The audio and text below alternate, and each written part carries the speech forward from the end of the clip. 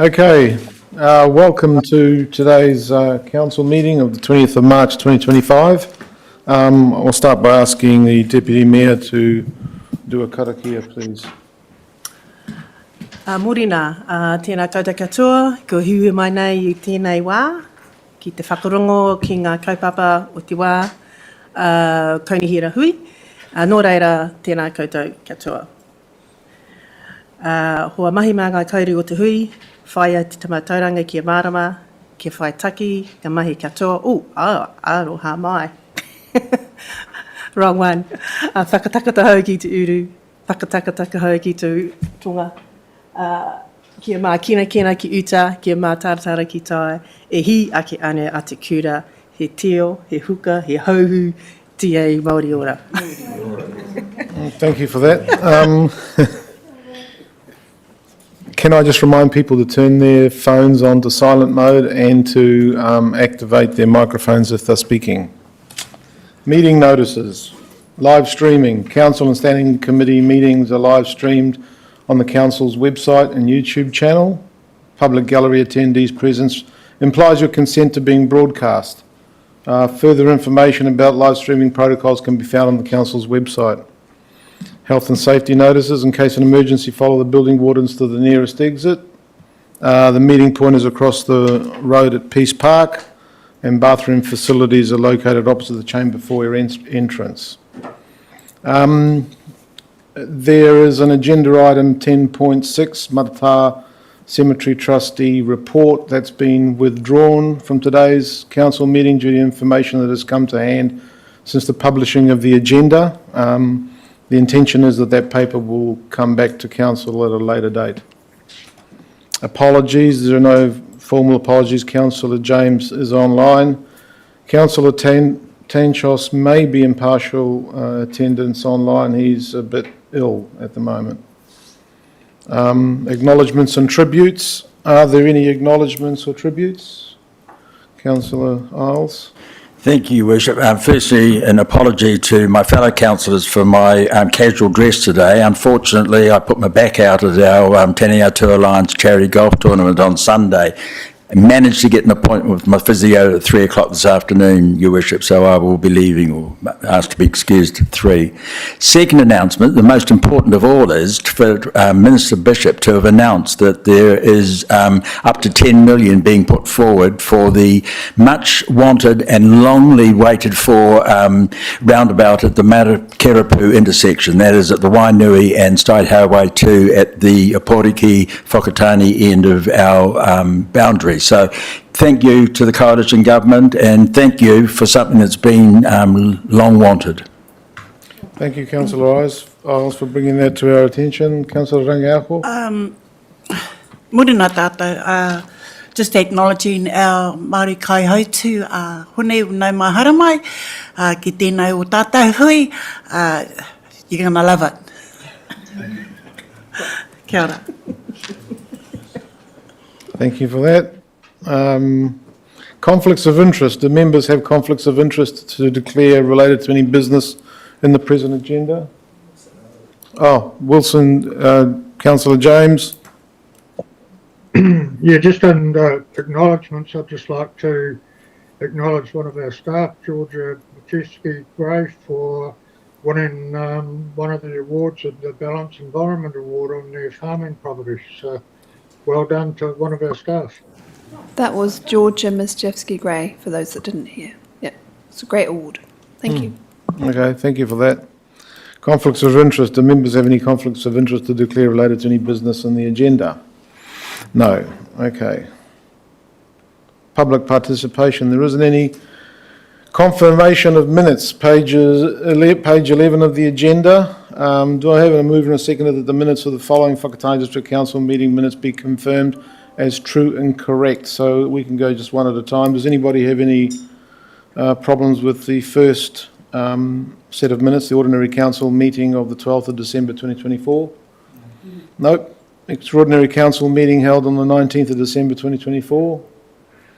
Nope. Emergency council meeting minutes held on 10th of January. So I have a mover and a seconder for those. Mover, Councillor Isles, seconder, Deputy Mayor. All those in favour? Aye. Against? The ayes have it.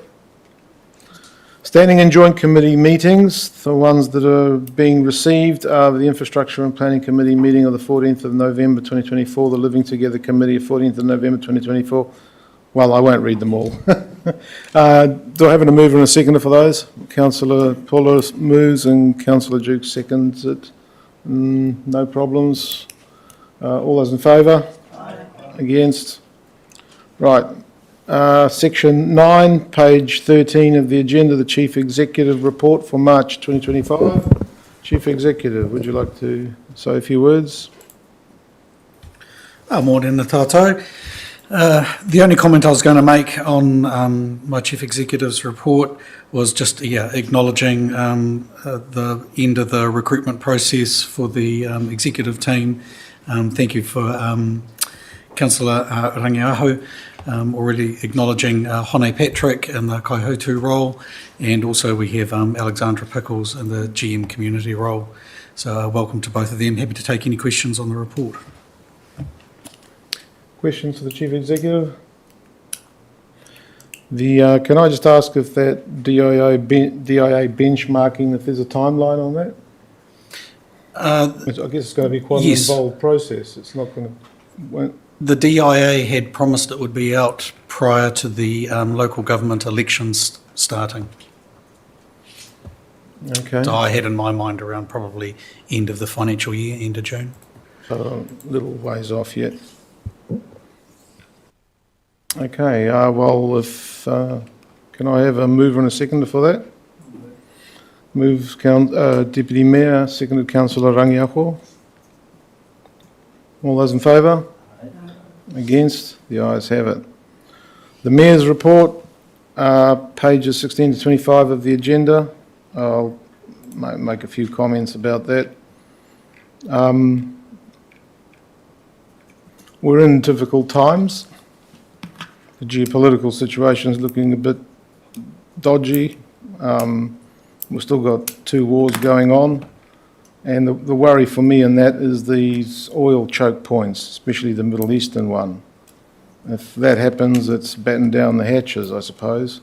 I was collecting for the Cancer Foundation on Friday and decided to take a walk around the business district. And so I combined the collection with a little bit of a survey of what's going on. I've spoken with Lani Thompson as well and Dave Turner of the Chamber of Commerce. I guess what I can say there is, at least in this area here, the CBD area, it looks like it's a bit of a mixed bag for businesses. Some are quite optimistic, others not so. But I guess we just got to take things as they come. In terms of climate, there was a nice paper that came out by James Hansen, who's the guy who testified in front of the US Senate in the 80s. He is like Mr. Climate Change. I guess he's warning that the rate of change is accelerating. And I guess that has consequences for us when you're trying to estimate how you're going to adapt and how fast you should adapt and to what extent you should adapt. The IPCC is a pretty conservative body, and so the numbers they come out with are generally on the conservative side. So this guy is warning that it's a good paper to read. It's 40 pages, but it's quite digestible. It is written for, I think, general sort of audience. Yeah, I've had a few meetings with Health New Zealand since the issues arose with our hospital. The first meeting was on the 20th of December. I guess they convinced me that they had the situation under control. I mean, it should never have got to that probably, but being what it was, they seemed very genuine and committed to restoring the service as early as possible. They had indicated at that meeting that they had people on the hook to substitute the 3 that abruptly resigned. Had a meeting with, so that was with Kath Grimwade and Pauline McGrath. Grimwade's she is the Chief Medical Officer for the Bay of Plenty. The subsequent meeting occurred in January, and that was with Kath Cronin. Again, they reiterated that came just before the community meeting that was held. So again, Cronin was emphatic that that the service was going to be restored, but the problem being recruitment, and it seemed that they had people interested, so they didn't actually have anybody on the hook in December, but they've got a couple of people interested. But that requires all the registration process to occur, and that's a bit sort of, from what I can understand, a bit haphazard. Yeah, we had some meetings with the DIA. They made it pretty clear that they're pushing the multi-CCO type arrangement for local water done well. Yeah, I did emphasise that for small councils like us getting into bed with large councils like TCC, there are issues that they tend to dominate everything, and we have very few voting rights. It's in proportion to population. So I guess there are discussions going on now within the Merrill Forum about who can potentially partner with who, and that might be clarified a bit at tomorrow's meeting after the LG local government meeting, the Zone 2 meeting. So when I get back from that, I can share some of that with folk.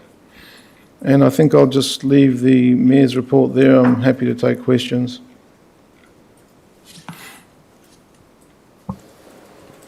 Thank you, Mayor Luca. On page 28, under 4.1, where you talk about the role of local authorities and health, and in the box there it talks about the well-beings that local councils have wide range. No, we're not at that report yet, Councillor. Are we? No. Sorry. It's just the Mayor's report, what I did on the weekend and stuff. Okay, I'll come back. Thank you, Your Worship, and I just wanted to acknowledge your summary of the hospital situation with maternity services, because that gave some clarity to myself, and I'm sure many of the others as well. Thank you. I should have added that Cronin is in constant contact with the Minister, and, while she's at that level, she's got people sitting above her, so if they all of a sudden pull the rug out from under her, that can happen. But the Minister has given assurances. Councillor Boynton, and then Councillor James. All right. Thank you.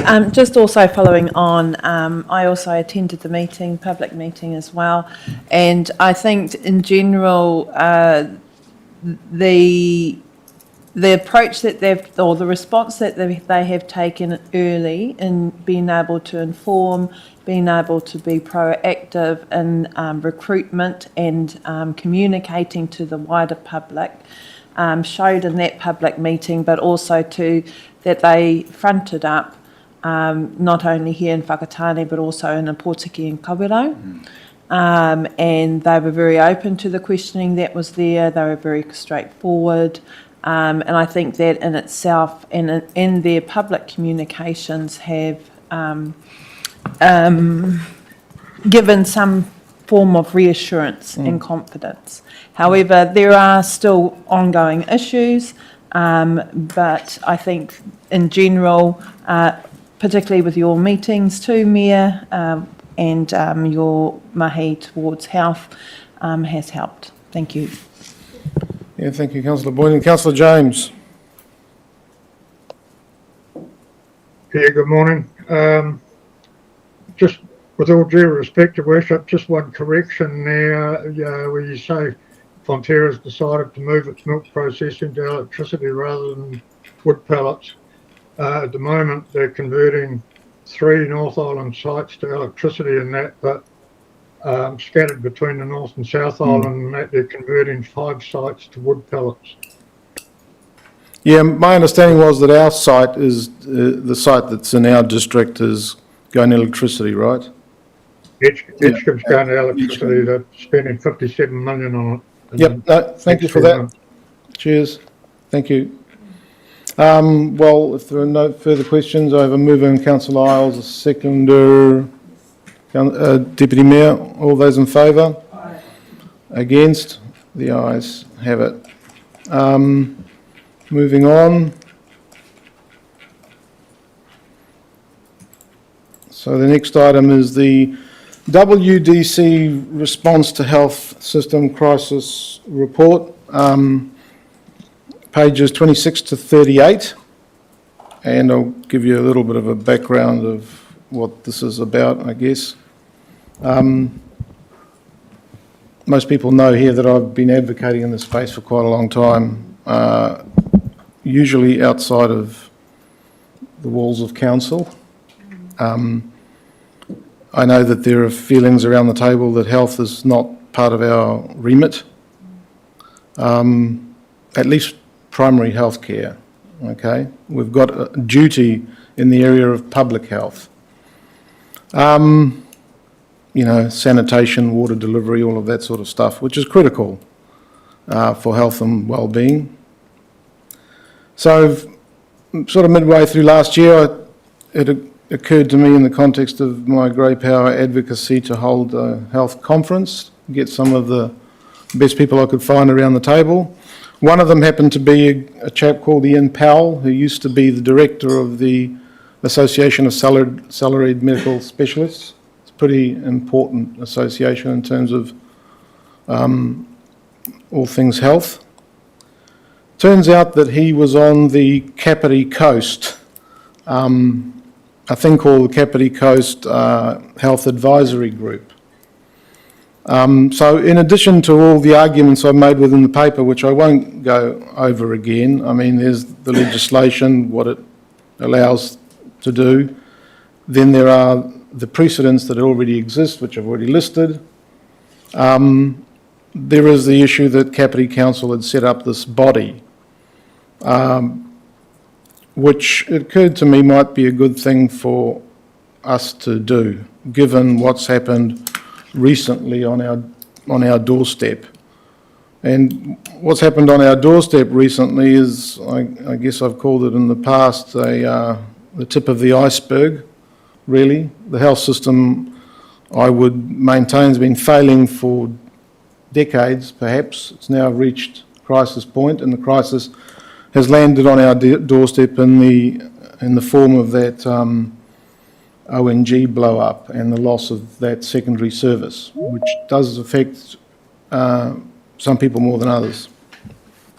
But there's 41 health specialties. ONG is one of them. So why would we form a health advisory group? And I've included in the appendix here the terms of reference for the Kapiti Coast one. I've actually been in contact with the Kapiti Coast Mayor, and I dragged the chain in presenting this proposal for consideration. It took a while to write, but I did want to speak to the Mayor before I circulated, but it really was only ready just before the agenda went out. So otherwise I would have circulated it earlier. So why would you do this? Well, I guess we are a political body. We do have an advocacy role. I do believe that health is not core business for councils. That's fairly clear. But it's not none of our business either. So there's an advocacy role. There's the role that we might have in gathering intelligence and just being in the know about what's going on in a hospital, which for our sub-region is a major employer and, you know,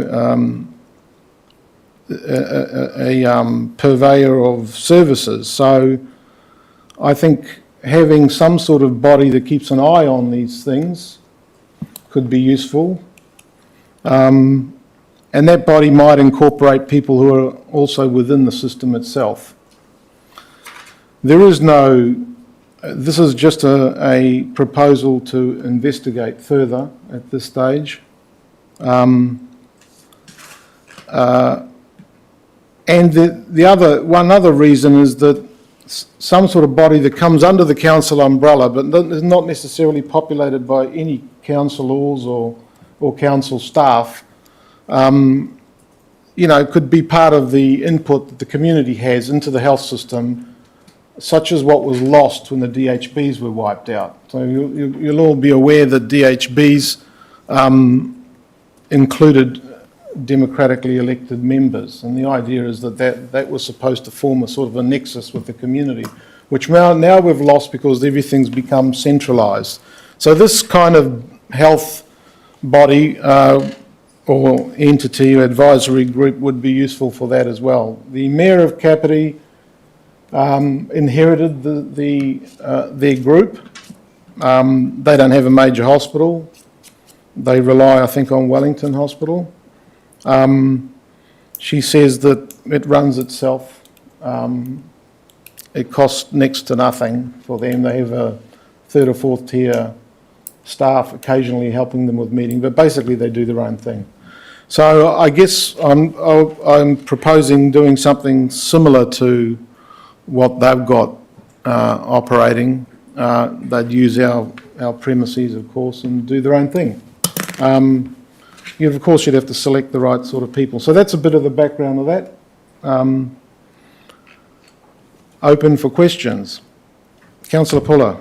Thank you, Your Worship. So how do you envisage the group interacting with the Ministry of Health? Or, like, they wouldn't want to be a flea on the dog's back, but so would they, do you think the Ministry would recognise them as an advocacy group, or is that how you see it?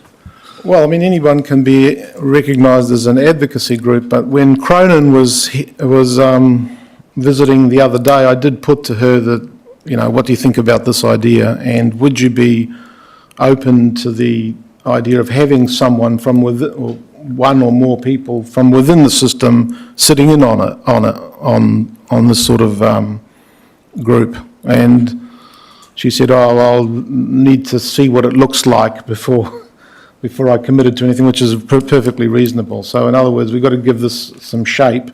If we just, investigate it, give it some shape, and then pass the ball to her and see if there is the possibility of getting people from within the hospital system itself involved. So yeah, that would be some sort of recognition, but having the council's stamp on it or flag on it, I think would give it some mana and legitimacy. Councillor James and then Councillor Dennis.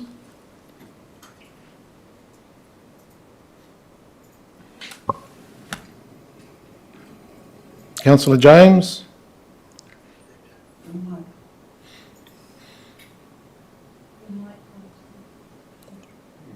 He's on. Yep, very good. Yeah, no, sorry, my hand shouldn't have been up. Not Oh, for me, thanks. okay. Councillor Dennis. Thank you, and my apologies for getting the wrong agenda before, but close together. On page 28, it talks about the roles of local authorities in health, and I see there it talks about the wide-ranging duties in the box there and powers to improve, promote and protect public health. It talks about the well-being, social, economic, environment and cultural. Now, it's been said that the current government's going to wipe out the well-beings because they want us to concentrate on the basics, infrastructure. Does that mean that the improve, promote and protect public health part of that statement will stay there? That's my first question. Would any of the staff be aware of that? I don't know about that particular statement at the end of that clause. I'm not sure. Yeah. Okay, so The then my comments on second part well-beings. of that, if I'm allowed, I think that in regard to the improve, promote, protect public health, it obviously talks about how we have to provide decent drinking water and allow for sewage disposal, etc., like that. But I believe that in this current climate, we have a responsibility to be the watchdog for the community in regard to what the public health systems are doing. And I became aware last year that we are 12 doctors down in the Eastern Bay of Plenty, and some doctors' surgeries actually don't have doctors in them. They have a video screen where you talk to someone in Auckland or somewhere. And I know that our staff are doing an amazing job at helping the local medical group promote at a soon-to-be conference for more doctors to come to this way, and I applaud staff for doing that. But I believe that what's happened with the maternity service around here, but also there are other services here during the weekend, there are no bone doctors, so if you badly break your leg, as soon as the ambulance picks you up from the football field, they drive you straight to Tauranga because there is no bone doctor here. And I think over the time we have slowly had a degradation of our services. And I can't see that this would hurt. I can think that this is a really good idea. And if we include Potiki and Kawerau in it, I think it would be a really good thing to do to be the watchdog. And maybe next time it wouldn't sneak up and bite us in the bum.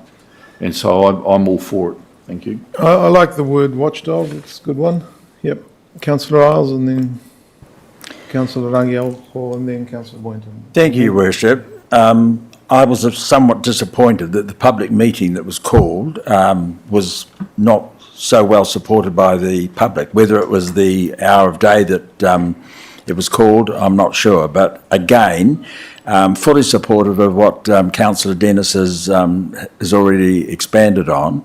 But just at the same time realising that provincial New Zealand, a lot of provincial New Zealand are going through the same issues that we are here. So I think it's something that as a council, yes, we could certainly have a lead in that, but also at a more LGNZ level as well, that it should be something that should be fostered because, again, as pointed out, water sanitation is part of our core business. So health is certainly very much part and parcel of it. So fully supportive. Thank you, Councillor Isles. Councillor Rangiaho.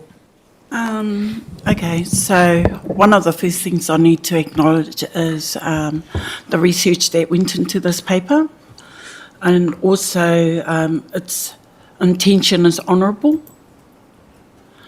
But what I am looking at is, in terms of investigating to establish a group as such, is there a way, or maybe the question is around a strong focus of what we have now, which is our infrastructures, is probably one of the core of our business, that we could indirectly still contribute to this health through ensuring that we put a lot of focus on our three water stuff in all of our communities.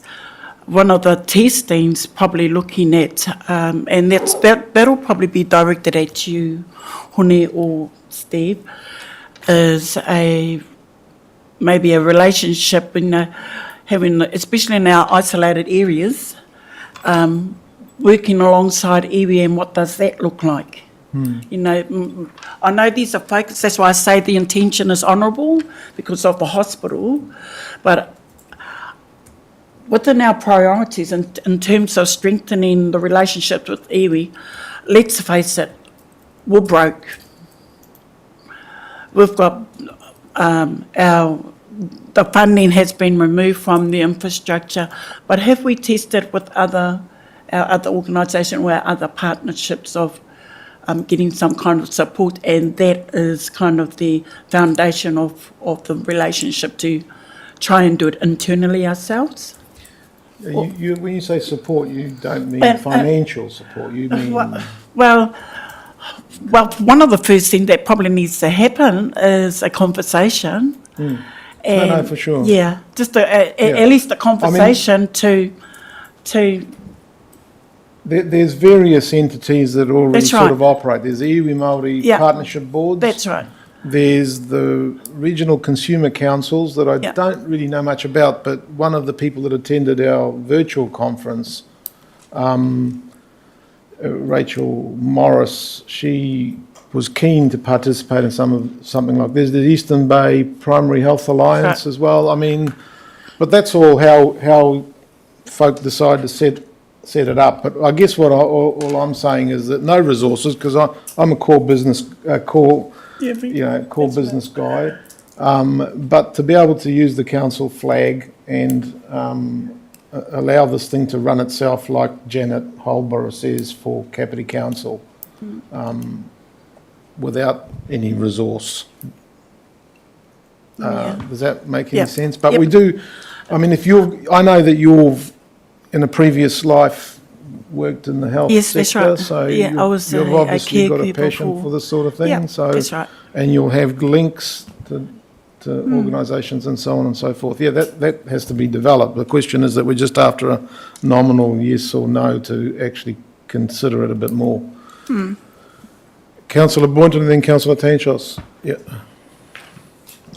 Kia ora, thank After you. you, yeah. Also, was it Councillor? Was it me? That was you, then Deputy Mayor, and then Councillor Okay. Tanchos.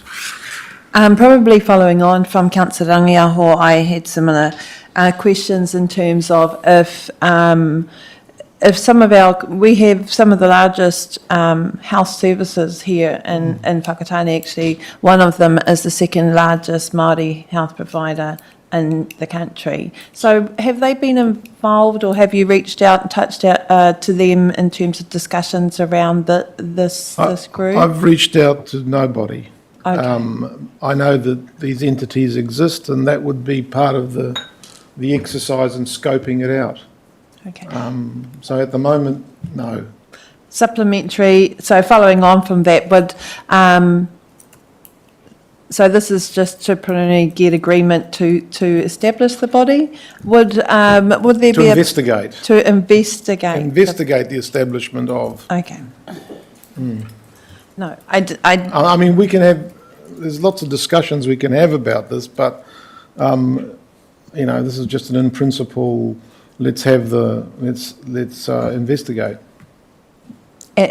supplementary. So would the investigation include who would be part of that group or board? Yeah.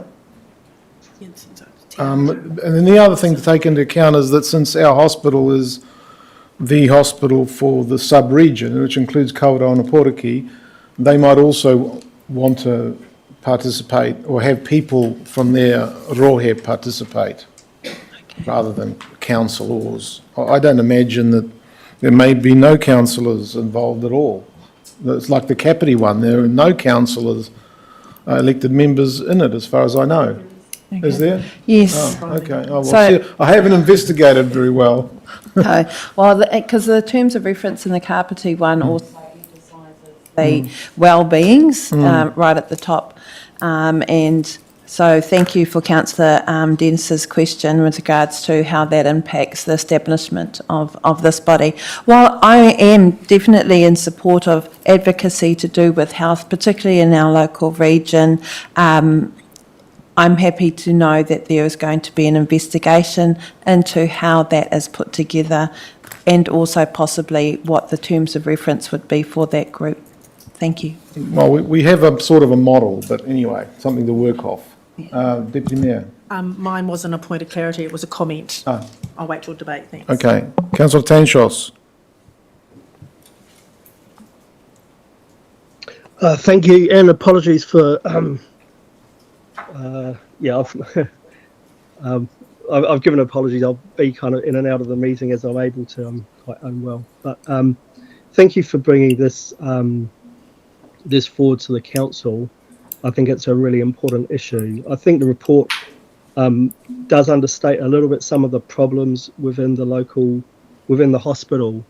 In that, while I agree that there is international shortages of a number of medical specialists, the actual recruitment process within the hospital has been so dysfunctional as to make it impossible to hire staff even when they're available and wanting to come work in Whakatane. So I think we shouldn't gloss over the deep dysfunction that there's been within Te Whatu Ora around recruitment. As far as the kind of committee, the idea of a kind of committee goes, I'm not at all opposed to investigate. I think it's worthwhile to investigate how that might work. My worry would be that it becomes another kind of impotent talk fest if Te Whatu Ora doesn't recognise that and provide some place for it to dock into the health services. You know, what we don't want is people just kind of having a talk and coming up with ideas or whatever, but not actually having a kind of mandated position where they can actually both feed information into Te Whatu Ora, but also ask some hard questions, because I think at the moment what we need is the ability to be able to put hard questions to Te Whatu Ora and get answers. So I think investigating a committee is a good idea, but I was thinking in the meantime, because that will take some while to put that together, in the meantime, can we actually invite the new general manager, the interim general manager of the hospital, and or Kath Cronin to come to a public council meeting to put the situation, because the public meeting the other day, it was at short notice, it was a bad time of the day, and it wasn't live streamed, and people can ask questions in a public meeting like that, but they can't interrogate. And I think if we invited the new general manager to a public council meeting, which is live streamed, and councillors had an opportunity to really interrogate, we might get some answers to some questions that still remain unanswered in the public realm. So that's my question, is could we actually invite them to a public meeting? Yeah, no, I don't see why not. Part of the investigation process, I suppose you could call it, but there's a few people that we need to talk to. So, I haven't delved into the machinery of their HR machinery. I didn't think it was really my place to dig in that far, but obviously something's not working, and everybody's guessing. So, this sort of body would have the council flag on it, which, as I said, will give it some legitimacy and maybe, some mana in terms of what people think, and maybe bring some of that intel to the table ahead of disasters. But yes, we can certainly invite them. I've always been pretty clear that people want to come and talk to council or council committees. That's what we're here for. So, we'll invite them then. Good idea. Councillor Jukes. Very quick question. I just wanted to clarify, Councillor Boynton just touched on it. So once we've done, if we approve this, once we've done the investigations, will it be coming back to council as a paper for approval for establishment of a committee? Once we've got all the results in, the format, the structure, the terms of reference, all that's done, will that actually be coming back to us as a formal? Well, if as a result of the investigation the answer is yes, it's a good thing to do, then we would bring it back here and actually establish something. Yeah, I would imagine, don't you think, CE? Yep. Cool. Thank you. But if the investigation shows that it's not worth it, then I guess there's no reason to bring anything, is there? Okay, if there's any further questions? No? There are 3 parts to the recommendation here.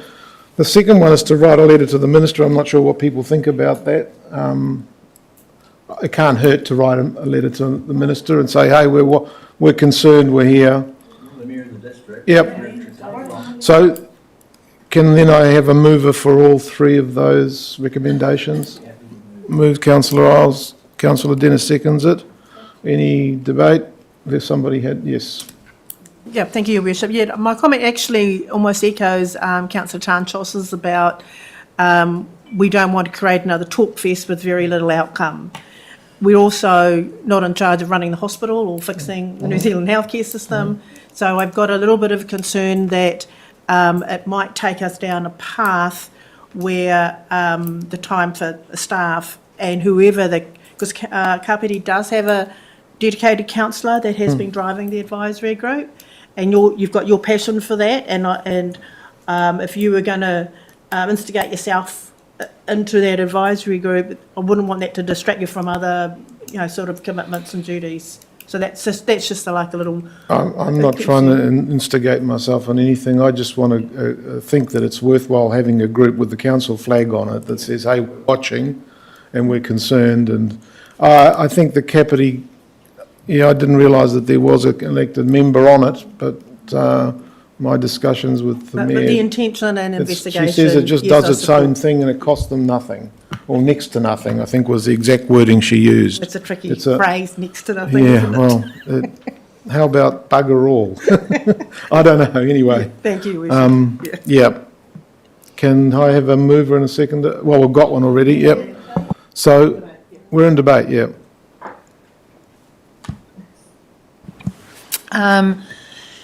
Thank you again. I While I do support that an investigation is made, and I hope that that investigation does engage with our current local health bodies and that already exist, like the PHO, like Te Punaoro Mātātua, like Te Tohu o Te Oro o Ngāti Awa.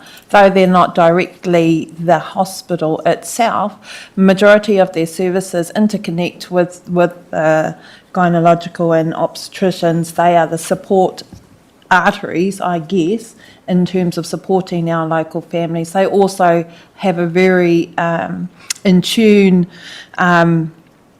sense of what's happening directly on the ground, whereas the hospital is sort of the end part of the journey for many of our whānau. So I'd like to hope that they are highly engaged as part of the investigation.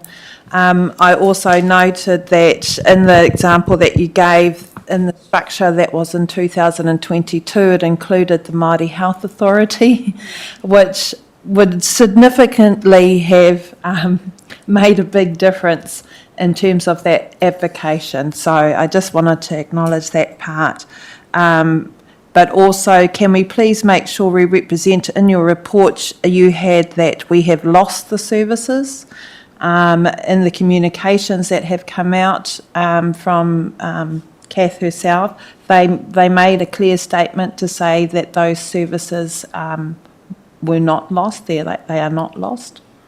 So I just the service it doesn't exist at the moment. It had to be closed down, but it will be. The intention is to restart it. But yes, I guess it's semantics. Yeah. Insofar as the investigation is concerned, all of you around the table here, well, not all, elected members have got all their fingers in lots of pies. Many of them have got nothing to do with council. So we could this investigation can be just done completely offline. It's not that it can involve those councillors that are passionate about this can get involved, bring the information. We can have an offline meeting and see what we've discovered. Rather than it's not intended to consume resources, because I'd be the last one to put to. Just a point of order. Quite finished. Sorry. Could I have a point of order about that comment is the service hasn't closed down, it's been degraded. So there is still a maternity ward. There are a lot of people working their butts off to try and make it work. Right. And so the midwives are working extremely hard with extra pressure. Ambulance services are driving through the night lights and sirens to get the people there. So it's been downgraded, and I think that's actually quite a good word to use. It's the secondary service. The rest of it's still functional, yeah. I hadn't finished, sorry. Carry on. So just to continue from that, I also support what Councillor Tanchos has put forward in a request for Kath Cronin to present to the council, and if we could support a formal request for that to happen, rather than it be part of the investigation, that we request for that to be put on one of our agendas. We will send her an invitation to Thank you. a future meeting. Councillor Puller. Thank you, Your Worship. A couple of things. I touched on it before. It'd be important to make sure that whatever group we have will have some legitimacy towards the health system, that they will actually listen, really. So if we can get that. The other thing is a bit on what Councillor Boynton was saying, is that we've got a zillion organisations, large and small, in the health system. So as part of your investigation, it would be good to make sure that we get all their views on side. Of course, you don't want a body that's got 100 people on it either, so a small body going in the right direction. But representing everybody will probably be a bit of a challenge, but it needs to be done, I think. Yeah, well, I mentioned a few of those organisations, and Councillor Boynton has mentioned others, so yeah, it's all, we'd have to touch bases with all of them. Councillor Jukes. Thank you. Just following on from Councillor puller. I think while we're looking at and talking with a lot of other organisations, I think we just need to be a little bit open-minded that there may be a better organisation or better advocacy group to manage and do this as part of that investigation. It may pan out that we're the best organisation, but you may also find out through that investigation that there is a better, more appropriate advocacy group or organisation. I just think we need to be open-minded during that investigation, so. We're investigating because we're trying to find Exactly. out. Exactly. Yep, okay. If that's all the commentary, I'll put it.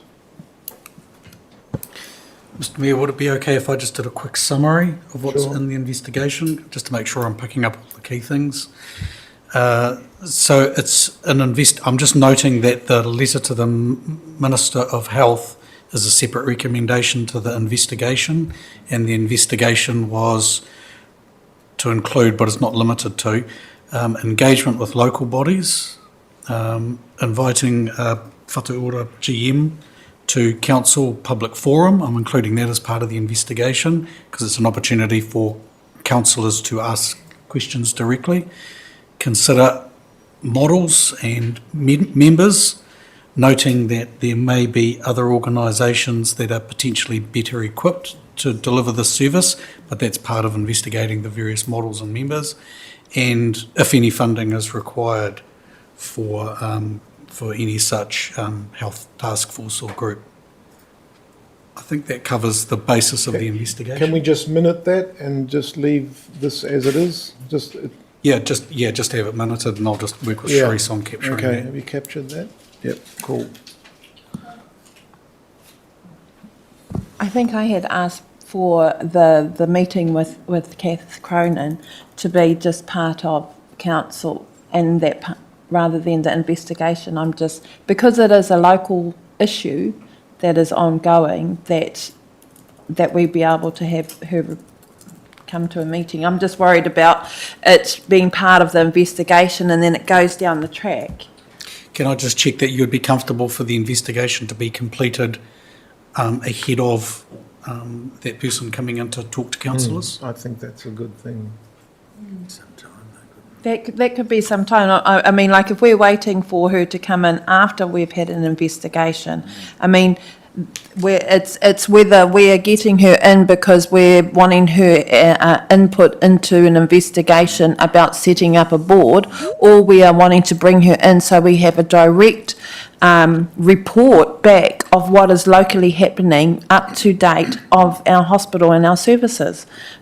I would rather that be the priority than waiting to hold her off from coming in because we want to look at an investigation of board. I think that's a separate matter. And I don't think it should hinder her ability or our request for her to come in talk to us about this specific current local issue. No, that's fine. I just appreciate clarity from the group of the purpose of the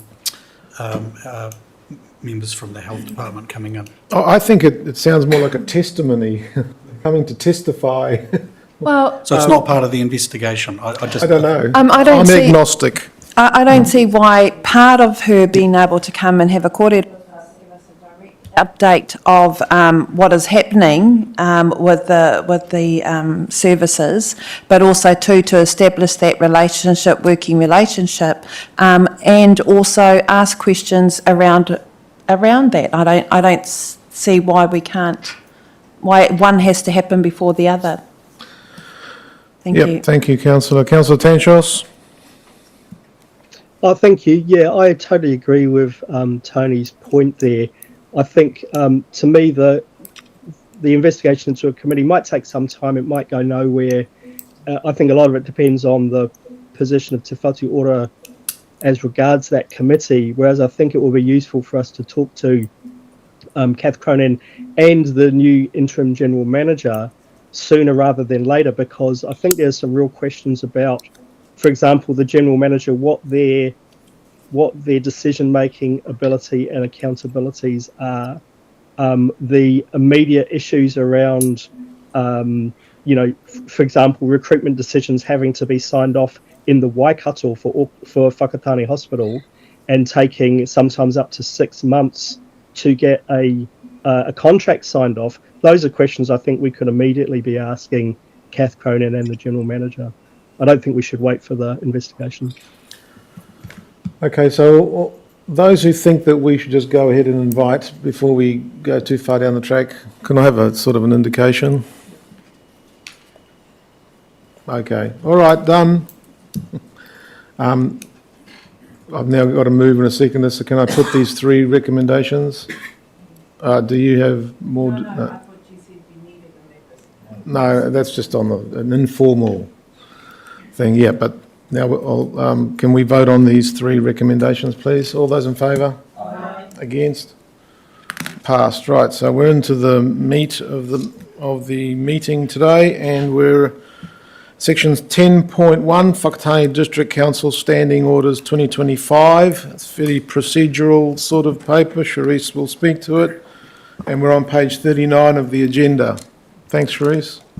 Morena tātou, thank you, Mayor Luca. So the purpose of today's paper is to present to Council the new and revised Standing Orders 2025 document for adoption. The current Standing Orders 2019-2022 was adopted by previous Council on 12 March 2020, and current Council has been operating on that current version. So following COVID-19 and as set out in the Minister of Local Government letter to Mayor Luca and our Chief Executive in early 2024, there's a temporary piece of legislation that's been made permanent and effective of 1 October 2024. It's around the remote participation and members counting towards the quorum when attending remotely. So with that in mind, LGNZ and Taituara did a sector review. It started in February 2024. The updated and revised template for standing orders was released in January 2025, and there's also a guide that's been released in February, just last month.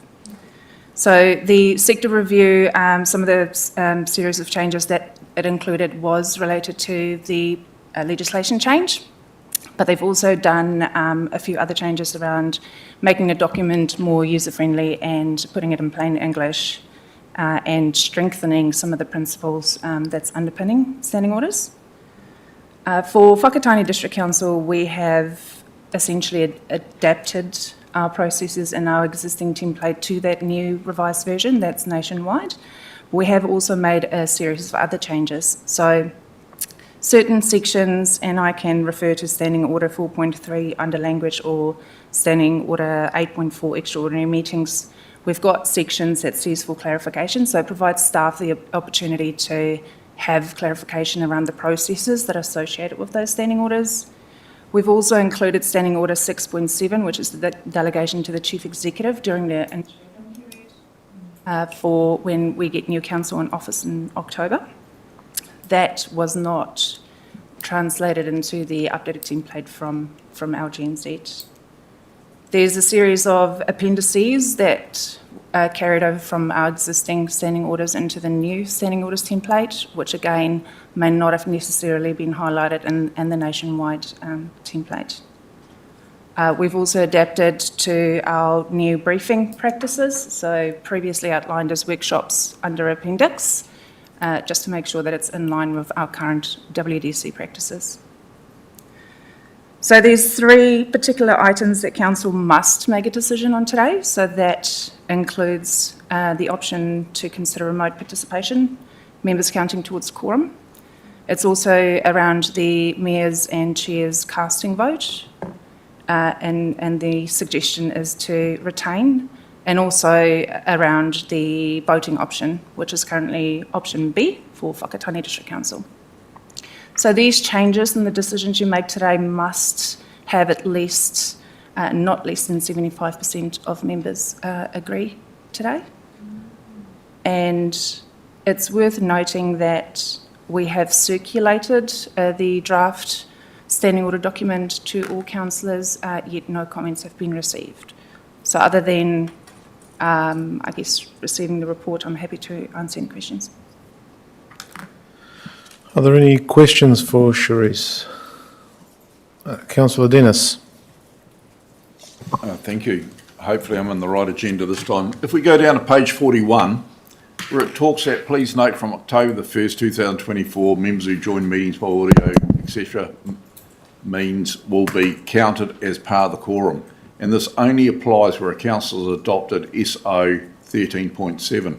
If you go to recommendation 2, it just says that the updated standing orders should enable members to join by hui by audio-visual link. Shouldn't it actually state in there that this council adopts SO 13.7? Through you, Mayor Luca. One thing that I do know is that it is very important for recommendations to read as standalone, and so therefore we can make the adjustment so that it references that's a particular standing order. Yeah, So I yes, just, in short. without actually having that reference in there, I don't know if it carries the same weight, so Agreed. I'd like to see that amended, please. We'll have that change made. Any other questions for Charisse? What would be the disadvantages of having councillors' vote being registered if they're coming in remotely? Is there any downside to it? It doesn't seem to be to me. So this is for the quorum. My understanding is that councillors already have the ability to vote while participating Oh, yeah, remotely. true, So this yeah, is the yeah. quorum, counting towards Just the for the quorum. But I quorum, guess yeah. it comes down to the level of decision, and I guess by division it would play a significant part if it's quite an important decision that needs to be made in terms of how many members are available to vote. I guess if they're part of the meeting and they've got voting rights, then it wouldn't make any sense for them not to be part of the quorum. I would have thought. But anyway, other questions? No, it's all pretty standard stuff. Yep, a few tweaks here and there. All right, then I'll ask for a mover and a seconder, please. Mover Councillor Isles, seconder Councillor Puller. Any discussion? Debate? No? I'll take them all together. I presume there's nothing objectionable in there. We're comfortable with option B. Option B about who can amend a resolution. Is there anything stopping us from doing that kind of on the fly? Like in a council meeting, can I say, we're using option B, but today can we change to option C, or? My understanding is the whole purpose of adopting standing orders is that you are making that decision today To for stick council. rigidly stick with it, yeah, okay. All right, thanks for that. No more, okay, all those in favour? Against? The ayes have it. We're at Thank section you. 10.2, thank you, Charisse. 10.2, pages 191 to 423 of the agenda.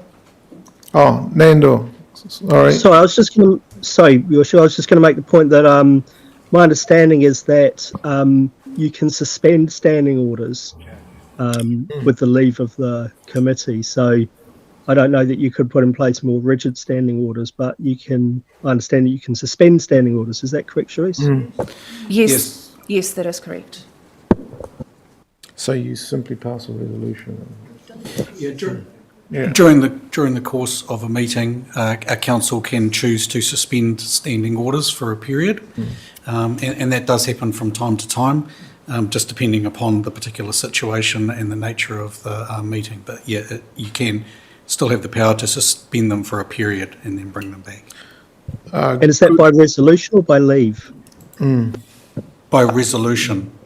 Okay. Good point, councillor, thanks for slipping that in. So we're at pages 191 to 423 and we're addressing the annual report. I presume, Lainey, are you leading this out? Oh, okay, Sarah and company. And we have the auditors online. So welcome Anton and Clarence. Are you there? Yep. Thank you, Your Worship. Good morning. Ladies, I wonder if it's just worth starting the meeting by introducing Anton. He is our new Audit New Zealand Relationship Manager, is that what it's called? Anton, would you like to perhaps introduce yourself? Yeah, good morning,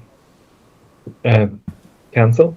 I'm Anton. I'm a new appointed auditor for Whakatane District Council for the 24-25 year. Clarence is, well, for me, sadly retiring, and then be enjoying whatever he's going to be doing in retirement, and I will be taking over this audit from him. I have actually been on this audit for a number of years. I've been with Audit New Zealand since 2009, and I've actually done the audit from 2009 on and off for a number of years, either as in different capacities. So this will be my first time as the appointed auditor, but I've done the audit as either in charge or a manager. And I feel like my first 4 or 5 years in New Zealand, Whakatane was like my second home with between the annual audits and LTPs. So very familiar with a number of the staff that have still been around since 2009 and are still there, and the town and the district. I also, just as you're to be aware, I am based in Tauranga, so it's just not too far down the road. Great, thank you, Anton, and welcome. I'll hand it over to the team now. Thank you, Steve. Morena koutou. So today Sure. Is that better? Thank you. So the purpose of this morning's report is to adopt the 2023 and 2024 annual report. I'd also like to acknowledge our auditors, Clarence and Anton. Thank you for being here this morning. So the purpose of the annual report is to compare our actual activities and performance for the year with what was set out in the long-term plan and annual plan. It is a statutory requirement to prepare an annual report, which is then audited by Audit New Zealand. I'd just like to note the tabled items today. So there is the audit opinion, and secondly, the schedule of changes. These are changes that have been made to the annual report, which is in the agenda. So these are changes that have been made since Monday. I won't go through line by line, but these are largely rounding errors, wording changes and adjustments to the reserves table. Just a quick recap on the process. So in August last year, we brought the draft version of the annual report, a non-designed version, to the Finance and Performance Committee.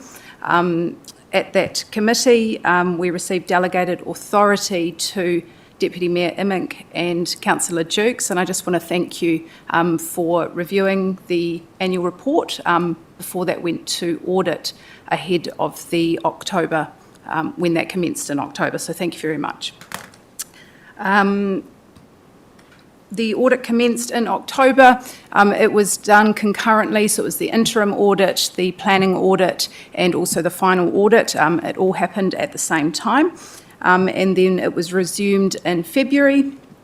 So now, excuse me, the annual report is ready for adoption. The audit process is now complete, and so the next steps from here is for Council to adopt the annual report, which will then be signed by the Mayor and the Chief Executive. Once that has happened, it will then go back to Audit New Zealand, and Clarence will sign the audit opinion. That is one of the tabled items today, and that will be appended to the annual report, ready for publication. So I'll now open for questions. Thank you. questions for the team and/or Clarence and Anton? Deputy Mayor, followed by Councillor Jukes. Thank you, Your Worship, and good morning. Thank you, ladies, and good morning to Clarence and Anton.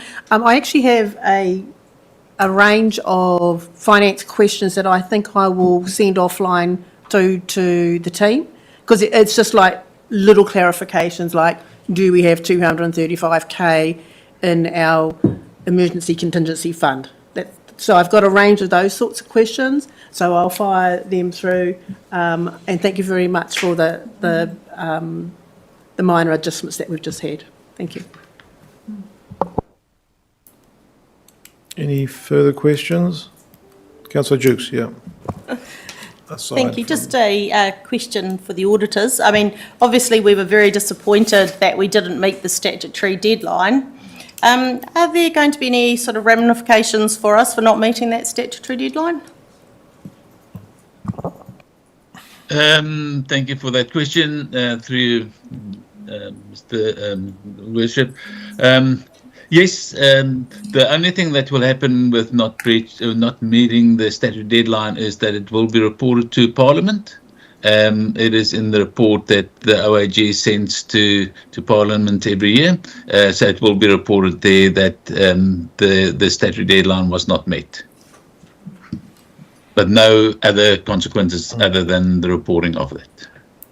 And just to follow up that, so going forward, we obviously have to look at our processes at our end to make sure this doesn't happen again. But can we get assurance from Audit New Zealand from your side that it won't happen again as well, with resourcing or other issues that might be affecting you? Not trying to blame you or point the finger, but it's a two-sided issue. So I was just wondering if we can get assurances from Audit New Zealand as well. Thank you. And yes, we are definitely committed to stick to the statutory deadlines. And as you say, it is a two-way street. We can only issue opinion once we feel that all the errors has been corrected. If that takes longer than expected, unfortunately, we can't be the ones to be blamed in totality. Yes, I can acknowledge that for the 23-24 audit, the one that we're adopting today, we did start late.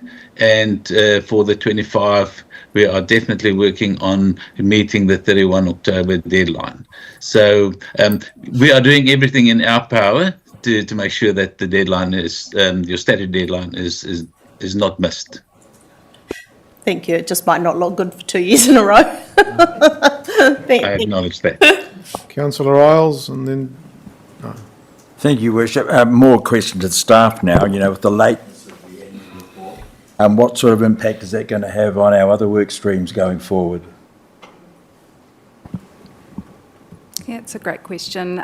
So we are prioritising. So, getting the annual report here today, we have prioritised, but largely we don't see that this is impacting our other work at this stage. So, yeah, thank you. Councillor Dennis? In regard to the qualification of the audit opinion, what are we doing to correct the after-hours call centre provider and the details provided by that? Through you, Chair, so the changes have been in place since 1 July 2024. 2024. So there's been no further issues with that? No, the issue referred to our previous arrangement was when if we had a pipe go on Hillcrest, that once you got up to the 5th call, that we'd say, thank you very much, the call's already been logged, but the audit guidance was that actually any subsequent call around that same item needed to be a separate RFS. The other change was recommendation was if we had a water outage on Putakawa Ave, say an hour on a Saturday, and we were given advance notice, any call that we had before that advance notice had to be logged as a water shortage issue, even though that we were giving people advance notice for 1 hour on Saturday, there'd be a water outage. So they were all separate RFSs, but as soon as we got notice of that, it's been in place since 1 July 2024. All those changes have been made, and that's with us and our call centre. So we're still with the same call centre? That's right, yes. Okay, thank you.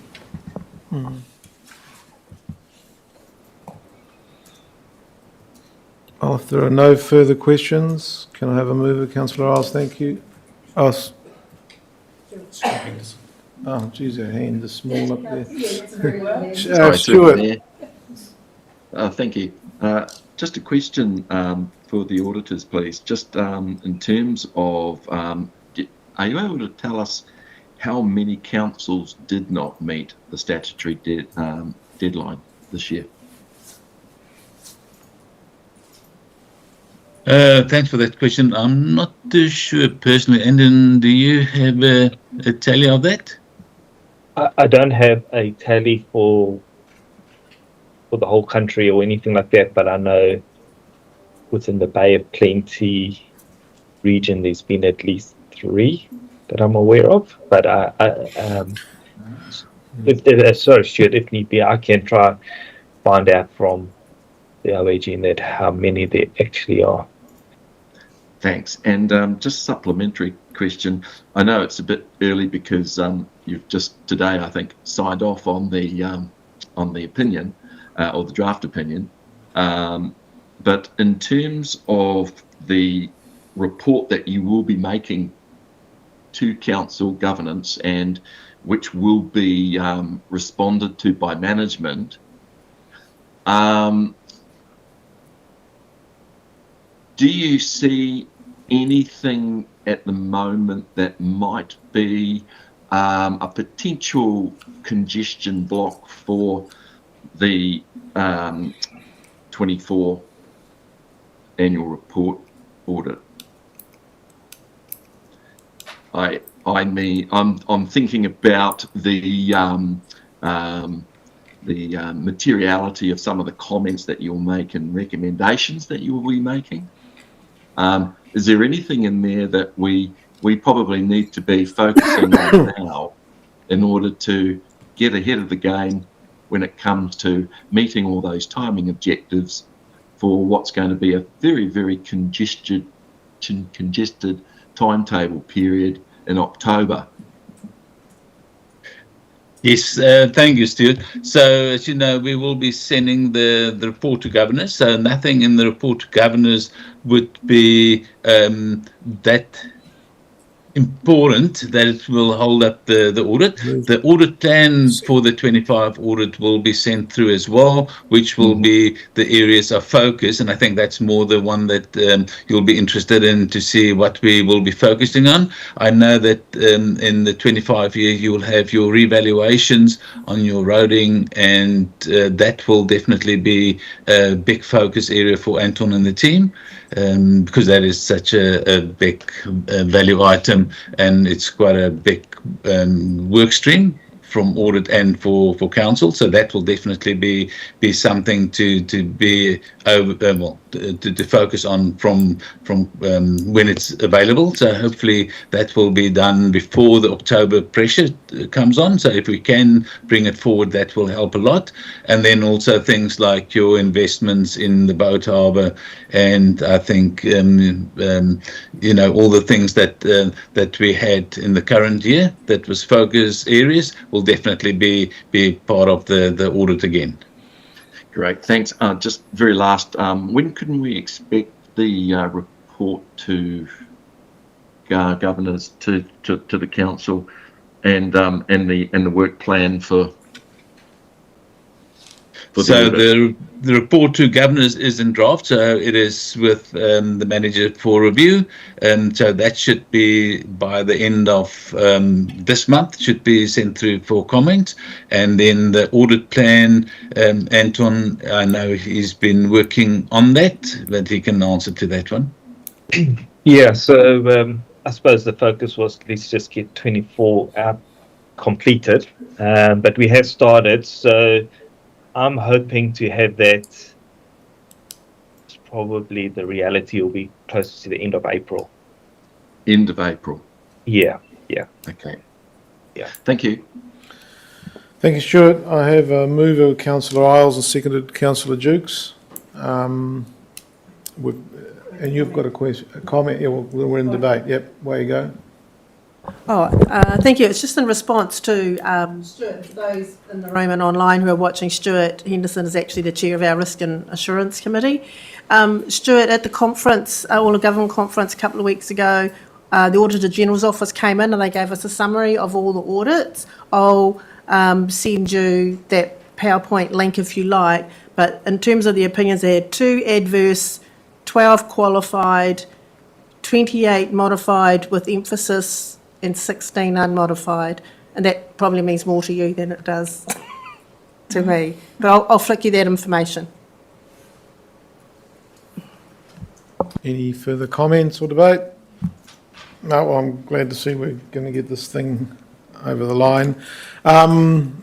So we've got to move in a seconder that we receive the report, that we note that it's a qualified audit, that we adopt the audited report, subject to corrections. The council notes the adoption is outside of the statutory deadlines, and the council notes the annual report and summary will be made available publicly 1 month after the adoption. All those in favour? Against? Passed. I suggest we break for morning tea, come back in 15 minutes at 10:30.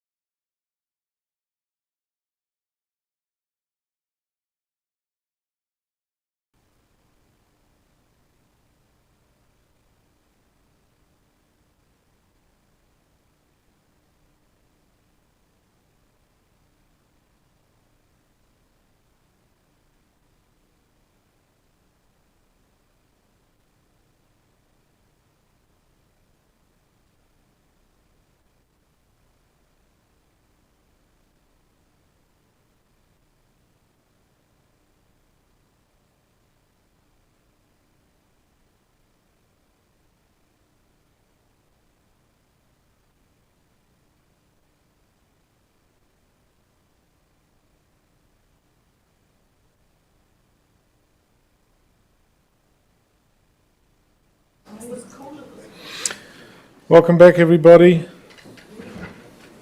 The next paper, section 10.3, is the approval of the draft annual plan budget for 2025-2026, pages 424 to 454. And I guess it's Sarah and Harvey, is it? Yep. You want to run us through? Thank you. So today's report is seeking approval from Council for the annual plan draft budget. It is proposed that the Year 2 rates increase is reduced by 1% and to apply those further savings to reduce the operating deficit. The paper also seeks approval that formal consultation is not required, but instead an information campaign will be delivered. And the final annual plan and budget is proposed to be adopted in June of this year. I'll pass to Harvey just for a few further details.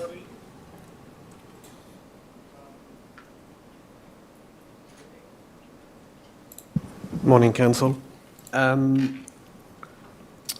So as mentioned throughout the report, throughout this process, some savings were identified, which are the equivalent of 2.2% rates increase. And the savings came from 4 areas mainly. So decreased inflation and interest rates, removal of FTE for the year 25-26, some deferred transport work, and some other line-by-line savings. Council meeting in December and in briefings in February provided some guidance to staff on how to allocate these savings. And the guidance was to split the 2.2% of savings, with 1% being allocated to reduce the proposed rates increase from the year 2 of the LTP, so from 12.7% to 11.7%. And the rest of the savings were to be allocated to reduce our current operating deficit. So the report is formalizing this. Management is not expecting any change on the level of service as a result of this change, but will monitor the impact of reducing the FTE, for example. The changes through the draft budget have been assessed as low to moderate and are not triggering formal consultation. So we are intending to deliver an information campaign which will include some key messages around financial prudence, so savings identified, rates management, reducing the rates by 1%, and also future investment, so emphasizing the importance to maintain a balanced budget, but to keep investing in our future. Happy to take any question. Any questions for Harvey and Sarah? Councillor Riles? Thank you, Worship. Just one, and it's a minor one. In what way do you intend to give the public information campaign? Yes, we will still be working through the detail with our comms expert. One option that we had explored was the release of a video and through social media. Is that it?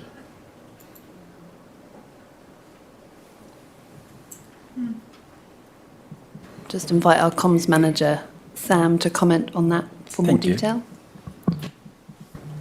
Hello, good morning, councillors. I haven't worked through the detail yet, waiting for this meeting, but yes, as Harvey sort of alluded to, definitely a digital-focused campaign, so social media, on the radio. We'll also do like digital screens, that type of stuff. But the finer details I'm still to work through. I'm just, if I may, supplementary. I'm just concerned that, again, to our outlying communities, some of those digital communications would not be able to be received. So, again, I would like to think that there would be some hard copy material available for distribution, and that is yeah, it works well in the past, and again, you know, these are people that are going to be impacted again by this hefty rate increase. So I really would like to think that we can go all out to make sure we communicate that to the very best of our abilities. Yes, definitely. Thank you. Thank you, Your Worship. Oh, yeah, just to follow on from Councillor Isles, like we've got our Hana Hopuri vans and perhaps a one-pager or a short little DLE on, because people don't relate that the LTP and the annual plan are interconnected.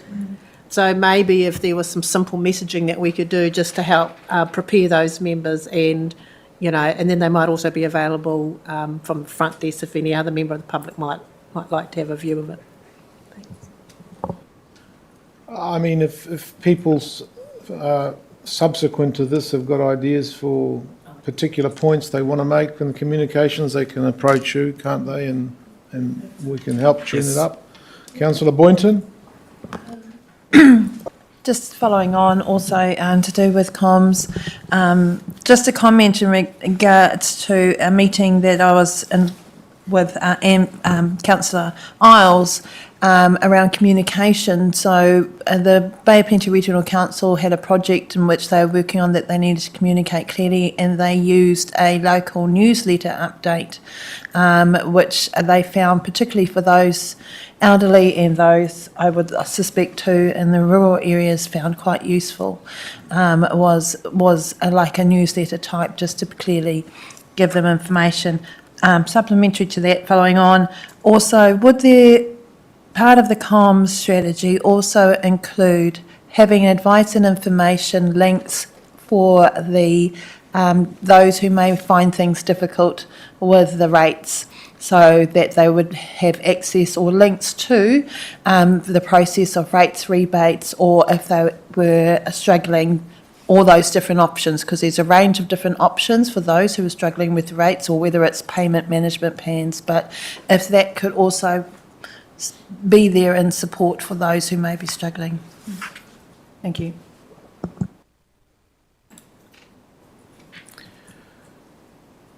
Councillor Dennis? Thank you. I just got a few, this is questions about the whole report, right? I just want to make sure I'm on the right page again.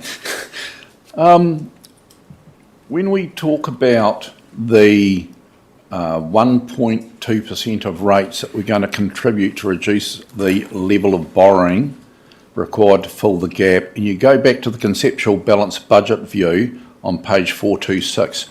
So what difference, this was obviously the conceptual balance view going back where it's stated, I thought that when we started last year with the 6-year payback, we were paying back over 6 years. I would have thought that the lowest point would have been 2024, but it would appear to be in 2025 that we are owing 14 million. Does that take into account the extra rate rise from last year? I would have thought with the extra rate rise last year of 16 plus, that would have actually dropped that from 14 back up slightly. I'll attempt to answer it, having sort of recently picked up the portfolio, but I think early on in the LTP discussions, 11% rate rise was going to just keep things, the levels of service the same. Then there is additional costs on top. We always acknowledged that there was a deficit, and it was going to take a $14 million rates increase to get back to a balanced budget. That would have been approximately 25% or something like that, I recall. Yeah. So there was a conversation about looking at options to get back to a balanced budget over a short to medium term, and that was one of the consultation items. The preference was over 6 years. So what effectively is happening is, for the first 6 years of the LTP, there's an operating deficit that we're funding through debt. The first year of that was $14 million. this going into this annual plan, it was supposed to be $9.8 million, and then reducing down over the 6 years to zero. So that's what we're talking about. The graph on the next page down gives you a conceptual level around actually what does the cost of that debt or that deficit mean. So in the LTP, it was planned that we were going to get back to a balanced budget by 6 years, but the cost of incurring that debt was going to be repaid over 25 years, because that's aligned to the previous internal loan funding model. That would have cost the community $88 million all up with interest. Reducing that down to a 10-year repayment period instead of 25 has created additional savings, I think, of about $24 million over the term. So that's how those two graphs relate to each other. One's just the annual operating deficit we're trying to fund with borrowings. The other one is actually what's the balance of the borrowings over the two terms. It's not quite what I asked. Like, I really appreciate the second graph, and I appreciate the whole concept of paying off quicker, that in the long run you end up paying less interest. So I agree with that. But in that graph on page 426, if we had increased the rates last year by so much, how come the peak is only of the debt of 14 million is only happening in 2025? Wouldn't it have, by increasing that rate, wouldn't that start going back up in 2024? No.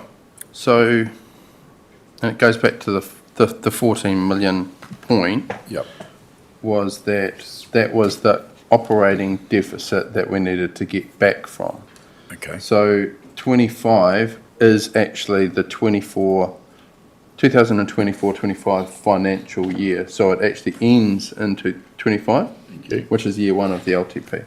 So according to that, if I may continue, Mayor Luca, according to that, if this is the $40 million at the end of the 24-25 year, according to your graph at the end of the 25-26 year, we should be at 12 million deficit. So if you look at the fact that we're now going to put an extra 1.2% of the savings, of which I applaud staff for making those savings, will that still be 12 million, or by putting the extra 1.2 in, will that have crept that back up so that the end of in June 2026 will actually be less deficit than 12 million?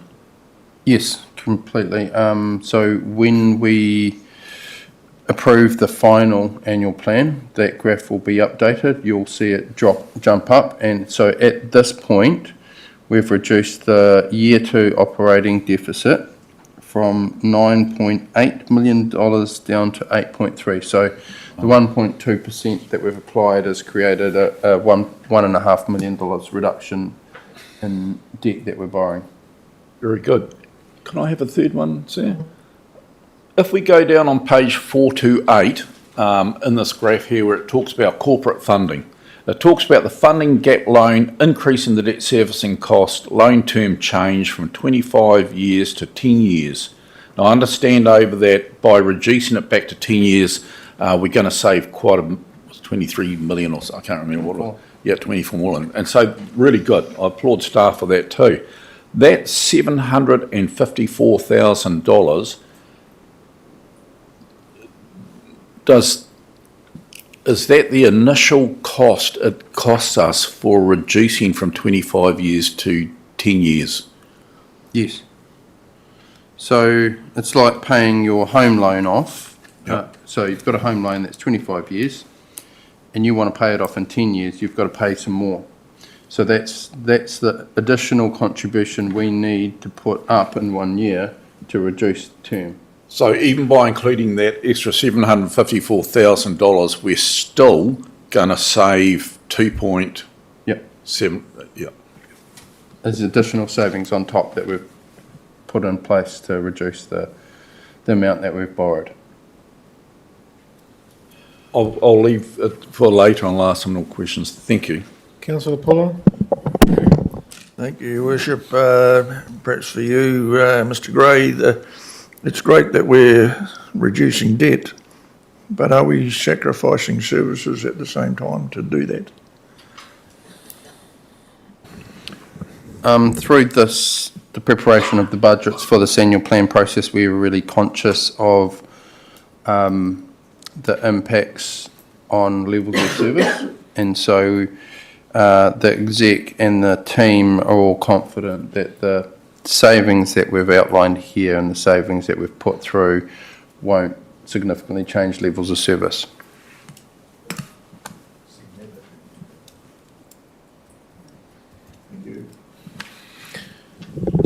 Any further questions? Yep. So if we go back to the stage of, and like I say, I'm really grateful the staff has been through this and just worked their hearts out and dropped that, as plus as well of changing the term of the, from 25 years to 10. I think that's really well done. If we go back to the difference between CapEx and OpEx, I know that the $7.8 million, whatever it is, we've put in for Exmorpeth Park, does that come out of CapEx or OpEx? And I know that's to do with the planning and the consultation and all that sort of stuff on how we're going to do the big improvements. It's CapEx. Okay, so with CapEx, if we were to put that off for a while, how much would that save us percentage per year? Would that save us another 1.5%? If I could interject there, just a reminder that the first 3 years of the LTP had critical maintenance work undertaken on Rex Morpeth, and the actual development works were to start in earnest from year 4. And that also provided the next council with the opportunity to consider an off-ramp for the project. So this financial period is the critical maintenance required in order to keep the Rex Morpeth functioning. I can't remember exactly what it was, something to do with the roof and some asbestos and a few other bits and pieces. No, I don't. From what I remember of the 7.9, part of it was planning what the new pavilion would look like. And yes, yes, yes, there was some planning funding. So my understanding that the critical maintenance, we hadn't even allowed for renewing the roof on the War Memorial Park, but that's all right. Say it was 1.2 million, and so we were able to save 6.5 million. And I know people say with CapEx you save, is it 0.2% or something like that? But if we had, apart from the critical maintenance, all the planning and consultation, all that sort of stuff, if we put that off for another 2 or 3 years, and given the fact that kids are still playing sports on the fields, they're still scoring goals, we're still holding touch tournaments there and all that sort of stuff, would we be able to save another 1.5% that could come off the rates? And that's my question. How much would we save? If this is a point of order, because are we going over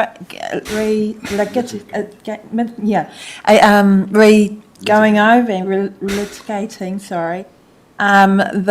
the annual plan and the set budget, if we're going to be making calls in regards to things that we've already put forward? Is it what's happening now? I just want to find out. It reply to that, Mayor Luca. If we were going to follow your line of thought, we wouldn't even look for the savings of 2.7. We would just go, we've already decided last year we're not going to reduce anything. But we've all, at the moment, reduced it from 12.7 to 11.7. And I'm just asking the question what difference it would make. And I'm sure at the end of this you can vote to adopt it as the staff have put it. But our job as councillors is to represent the ratepayers and to search and try and challenge and all that sort of stuff, and I'm fulfilling my responsibility to my ratepayers. But that's fine. I've asked the question. I'm looking for an answer. Thank you. No, I'd like to respond to that, because it was going into a point where we were having to drill down into a certain point. That's what I was calling out in terms of a point of order. I wasn't calling out the subject. I was wondering whether or not the point was going down to a line where we were going to have to debate this specific question. Okay, I think it's a valid question anyway, but we'll just park it there because this is a draft and there's still scope for fine tuning, but I'll let Councillor James get his question in. Yeah, thank you. I know this is outside your scope, Bevan, but was any work done? Have you got any ballpark figure on what would happen if we left the rates at 12.7 and reduced the debt even more? Is there any ballpark figure on what we might be saving then? I think we've already been through that exercise, haven't we? Yeah, we did. It would approximately be just about another $1 million, which I think in my previous slide pack I'd said would be close to, between 250 and 300,000 of interest savings to ratepayers.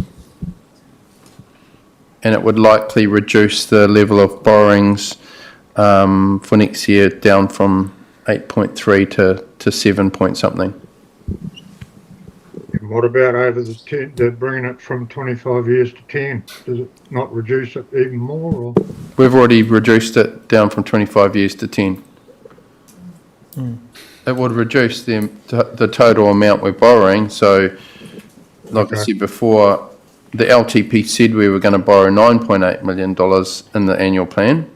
We've reduced that down to 8.3 now with the 1.2% you've applied. A further 1% would reduce that down to 7 point something, which will be a reduction to the overall level of borrowings. So the LTP had projected 50 million of borrowings to fund the gap. We've dropped that down to 48.5, and that would drop down even further if we applied more of the savings to offset the deficit. Okay, no, thanks for that, and apologies if I missed it earlier on. Councillor Isles. Thank you, Your Worship. Again, just following on from the comment made by Bevan, the GM of Finance, when he compared it to, it's like a household repaying their mortgage to reduce. Unfortunately, a lot of the households aren't in that position. And I mean, since we have actually set this rate, I think if anything, the economic climate has got worse for a majority of those families. So again, it's nice, I guess, to reduce our debt internally, but at the expense of some of these households which are really going to struggle to find this additional rate increase. I mean, when it was first mooted, people were saying to me, what the hell, you mean we're paying another, or we're going to be landed with another 12% rate increase? It's a hard one, but somewhere along the line, I think we have got to try and consider the whole of the district's circumstances, whether it be the old age pensioners who are on fixed incomes, whether it be young families struggling to get food on the table and school This uniforms. is sort of debating points, so I think we'll leave that, park that for a minute. Are there any questions of clarity? I've got one. Those two diagrams, they're not going to be part of this stripped down sort of information session thing that we're doing, because some of these things are very difficult for people to understand. I mean, I think they understood the consultation question, which was, do you want a high rate and pay off the debt quicker, or do you want a lower rate and pay off the debt slower? I thought that was relatively clear to most people who responded, and the response was quite overwhelming. In terms of shape, I hope those diagrams aren't going to be out there anywhere. I mean, they're difficult for ordinary people to understand, actually. I mean, they're already in the agenda, and they're not that easy to see either, but... Yeah, they're grassed for a council report. Yeah. But it won't be part of any information that's put out in the public domain? No. I mean, as part of our information The important thing that we need to make clear, and whether we do that through a visual or through a narrative, is that if it is a choice between paying off debt faster or slower, there is additional cost to the ratepayer for doing it slower. So we just need to make sure that's really clear. It's not you just get to choose a short or long term. It's the additional burden that would. But I think we'll do that with the comms team as clearly as we possibly can. Councillor James, have you still got your hand up, or is it from before? Councillor James? No. Okay. Yeah, no, sorry. I keep forgetting to take it off. Any further questions of clarification? Councillor Dennis? Mayor Luke, I was just wondering if I was going to get an answer to my question I asked about the 7.9 million, please. I know that one councillor objected to me asking it, but I'm a councillor too and I was wanting an answer. You're right to go? Yeah, $7 million of capex is approximately 1%. The difficulty with this project is that $7 million was spread over multiple years, so you're not going to receive a 1% reduction in any particular year. It'll be the cumulative impact of those renewals and maintenance upgrades over probably four years, I think it was, spread across, which is about $32 a property. Thank you, Mayor. That was very informative. Appreciate that. Yep. Just to remind people in the audience and anyone listening online that there is a stop-go decision to be made on Rex Morpeth Park 2027, 2028. So that's going to end up being a matter for another council. It's not a done deal yet. And that's worth mentioning, just in case people forgot. Just while we're discussing that 7.9, I thought we had 10 million in the From previously. yeah, from the previous annual plan for basically maintenance on Rex Morpeth. Am I right or am I right? Oh, okay. Through you, Mayor, I think there was initially 12.5 million was proposed through the consultation document, with 7.8 million being the figure decided in the long-term plan for the first four years, at which point there would be the stop-go decision, and that was for health and safety enhancements and to carry out master planning with a view to creating a funding program to seek further funding for what may or may not go ahead depending on that stop-go decision. So you're saying there was nothing there for ongoing maintenance?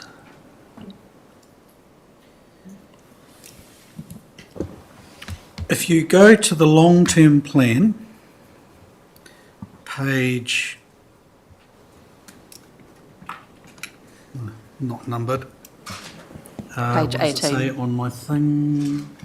Page 139. You'll see in the capital expenditure section of the chart, if you go down to about the middle of the page, it outlines what the capital expenditure is. And the capital expenditure for maintenance on Rex Morpeth Park is around about 2.6 plus 3 plus 3.5 or something. Oh no, it's sources of funding. It's the next line down. But you can see that there's around about $8 million over the next 3 years being spent on necessary maintenance. And then from years after the LTP, next LTP, it jumps up to 50 million. So that's when the significant reinvestment spending is supposed to commence. You are correct, Councillor Dennis. There was also some provision for budget to do the planning for the $50 million spend, and included in that was also doing a funding plan, because there was an expectation that we would require some external funding to subsidise that. But it is there in the LTP on page 139 if you just want to have a look through the capital expenditure. And then you can go up and have a look at the associated operating expenditure. Actually, the page before is easier to scan over because it gives you the two graphs and you can see the line up between OPEX and CAPEX. Okay. Further questions?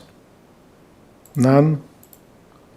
Can I have a mover and a seconder then for that series of recommendations? Move, Deputy Mayor, seconder. Councillor Jukes, we can now debate. Councillor Puller. Thank you, Your Worship. I think firstly what we've got to remember, whenever we put stuff off and save 1%, the cost when we come to do the work has probably gone up 10 times that much. So for me, if we're moving all these in one, then I'm going to vote against because I'm disappointed that we spent 18 months or so getting to where we got to, which was supposedly rock bottom, and Mr. Gray's team got absolutely caned taking stuff out, that we now find ourselves another 1%, which belies the credibility really, because in the future we're going to set a rate and then people will say, oh, but you can reduce it, that's not the real thing there, and that's disappointing, I think. So, as Councillor Tangos says, we quite often kick the can down the road, but the can's been squashed flat. We can't kick it down the road anymore.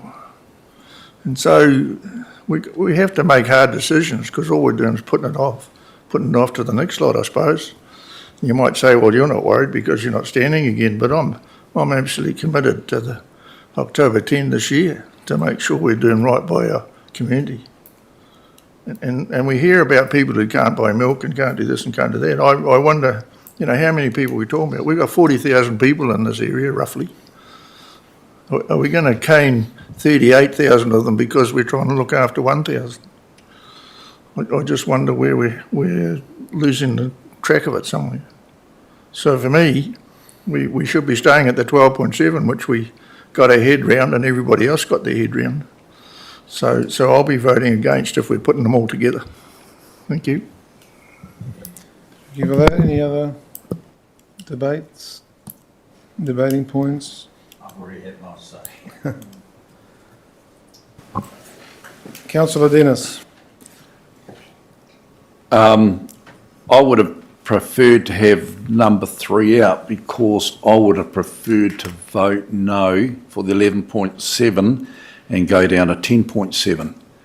However, I have seen the huge effort the staff have gone to, not only to reduce the timeline of the debt, which I applaud them for because that will save us huge money in the future and might free up money to do more in the future. I also applaud them for finding the savings that they did. And reluctantly, I have to agree there is a balance to what Councillor Puller has said, that we can't kick it too far down the track. I personally would like to see it go to 10.7 because I believe there are a lot more than just 2,000 people who are struggling at the moment. But in respect for the staff who've done a huge amount of work at this stage, I'm going to vote yes. Look, I mean, we kicked off this process with an LTP that took us a year to get to. There was a lot of debating. It's a process that invariably nobody ends up being satisfied with. And there are trade-offs and compromises that need to be made. We'd all like to have no rates increases. We'd all like to have no debt, and we'd all like to have no reduction in services as well. But those things are all in tension, and you just can't have everything. So at the end of this process, fell out these numbers, which, like Councillor Dennis, I'm not happy with the rates increase. But what we're looking at here is that staff has gone away and found some savings, and I thought we were already in agreement that, and there was a majority for divvying those savings up in a certain way. And today is where we make that call and we come up with a draft budget, which still can be further altered. Great wouldn't it be if more savings were found as well, and efficiency gains made. But this is what we're really about today. We don't want to go and we can't rehash an LTP all over again. And if we rehash the annual plan, we have to go out to full consultation again, which is going to be quite onerous and cost. And I thought we'd landed where most people were in favour of being, but maybe I'm wrong, but I'll probably go yes for the whole suite. Wilson?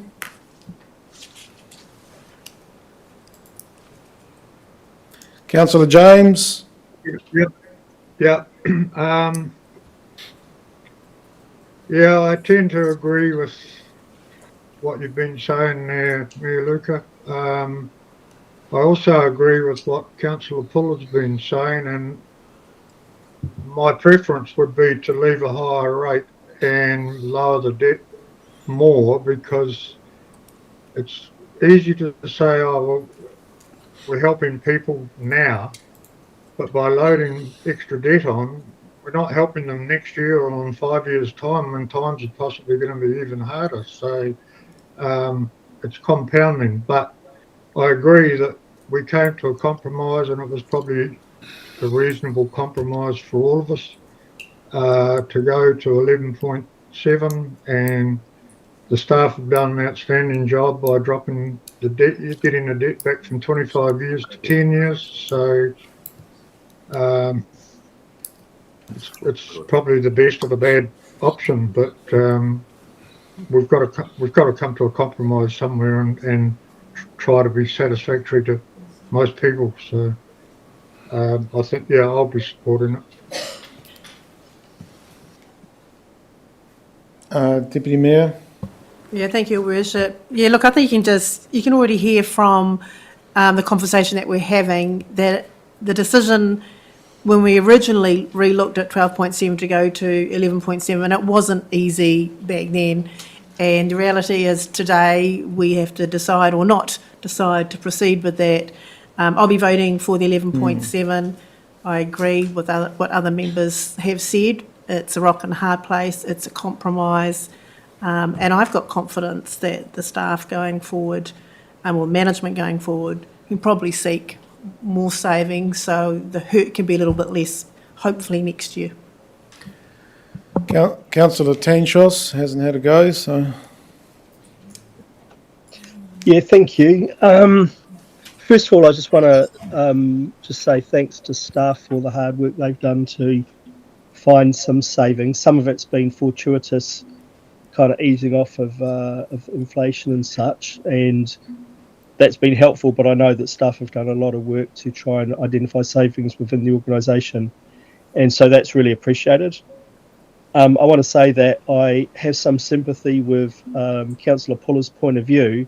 I think it is more prudent to look at reducing that debt, which comes off the operating deficit, because I think that's actually looking after ratepayers more than an immediate cut, because by keeping in place that debt, we lock in larger rates increases in the future. Having said that, I think what we've come to is a reasonable balance, because I do recognise that people need some immediate relief. And so I think we've got a decent balance between providing some immediate relief, but also reducing that debt from the operating deficit so that there's a longer term benefit as well. So I'm pretty happy with where we've got to. And I'd just like to say it's a demonstration to me that all of our councillors are concerned about rates increases, concerned about the impact of rates on our communities. And some people in the media like to pretend it's only one or two, but it's all of the councillors I think are concerned about the levels of rates. And it shows that if there's a realistic proposal put forward to reduce some of the increase, that councillors will support it. So yeah, I'm in support of these motions. You've already spoken, Councillor Isles. Councillor Boynton? Kia ora, thank you. Just also want to acknowledge what our other councillors have had said in acknowledging the mahi done by our staff, and in such a quick turnaround too, acknowledging the short period of time that Bevan has been in the role, and that we've been able to still have a consistent flow of being able to get through the annual plan and to be able to make sure that we have clear outlines and clear information so that we are able to come to a decision. So I just want to commend that work. I also want to acknowledge the public as well. Because throughout this whole process and since the long-term plan, we have had some loud voices. We have had people who are quite passionate about ensuring that those views are heard, particularly when it comes to rates rises. Even though we all have our connections to our constituents, it is good that we do have members of our community who are ensuring that their voice is heard. And so I do want to acknowledge them. And I will be voting in support of what is being put forward. Reiterating what others have said is that being able to come to a compromise of sorts, a balance in which we are able to make some savings by paying off debt, and also try and at least give some kind of relief to the 11.7%. So thank you. Kia ora. Councillor O'Brien? Supporting the motion. We made this, I guess, this decision. We've debated it. I'm happy with the balance. I'm happy with the compromise, and acknowledge the work. And thank you to our team for finding us that space and that reduction in both our debt and our rates. So I'm supporting the motion. Thank you. Has anyone not? Anyone? Okay. I think the sacrifices it was, we had robust briefings on this.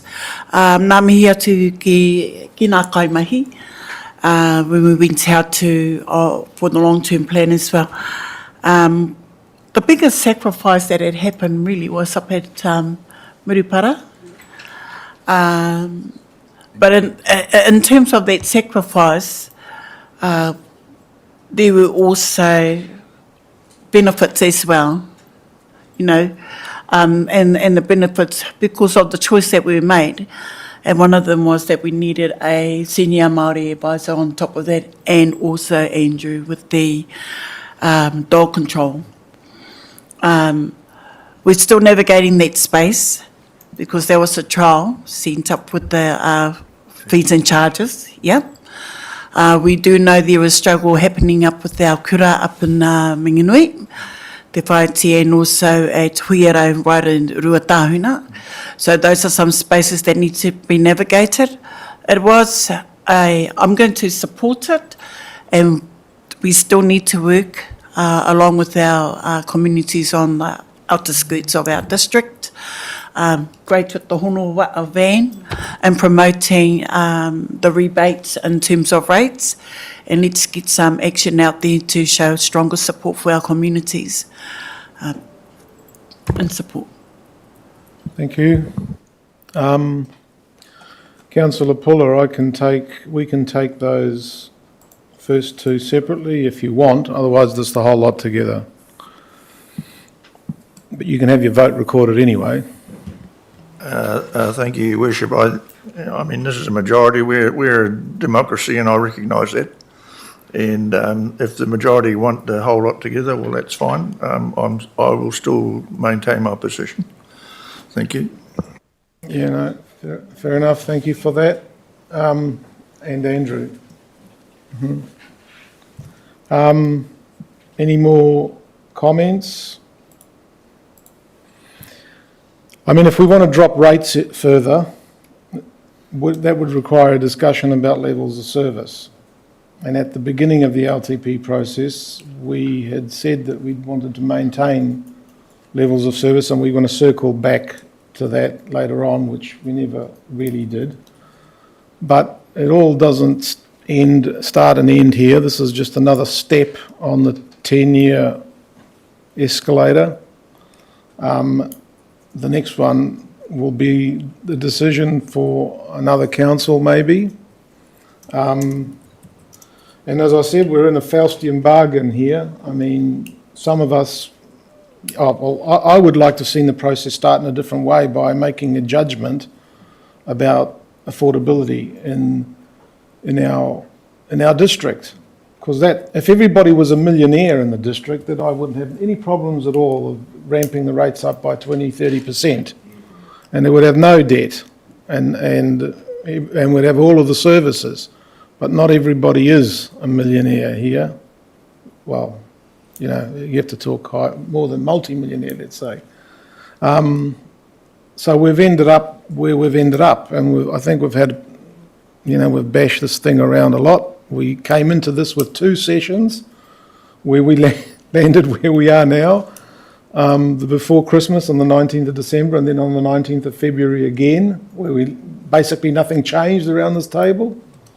And we're almost, well, there's been a little bit of movement, but I think we've all realised that there's, you know, expenditure and revenue and expenditure, and the two should try and meet somewhere. And if we want to get the revenue up, we either charge more rates or we find more money somehow. And on that note, we are making some moves to try and improve our revenue side without putting our hands in ratepayers' pockets, because we do have a balance sheet that's often described as being a lazy balance sheet, and I think we need to put our heads together to think about how we're going to do a better job in getting some of that other money into the coffers, because things are not looking great out there going forward either, and I don't think affordability is getting any better. We've turned into a country of low-wage economy, and my view of income distributions around the district.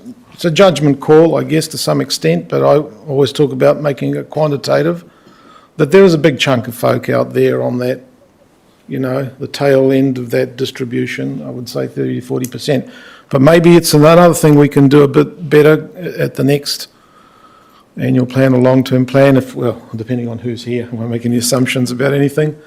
So I think we'll just put all of these all together, and we've got to move on a seconder. So we've had our debate.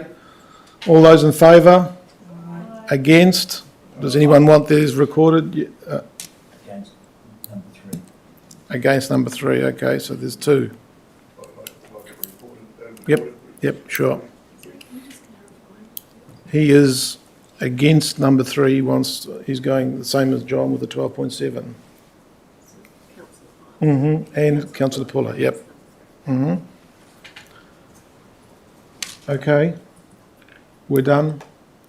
Next, solar panel business case report, page 455 to 469. This is a bit of a nicer report to see. And this might come to the very point I was just trying to make, that energy is critical to a modern society. Energy equals money. I mean, the correlation is pretty strong. GDP with energy consumption is strong. So here's an example of where we could do something that actually could, after a fairly short payback period, actually help us reduce costs. I'll leave it to you. I won't rant any longer. Thanks.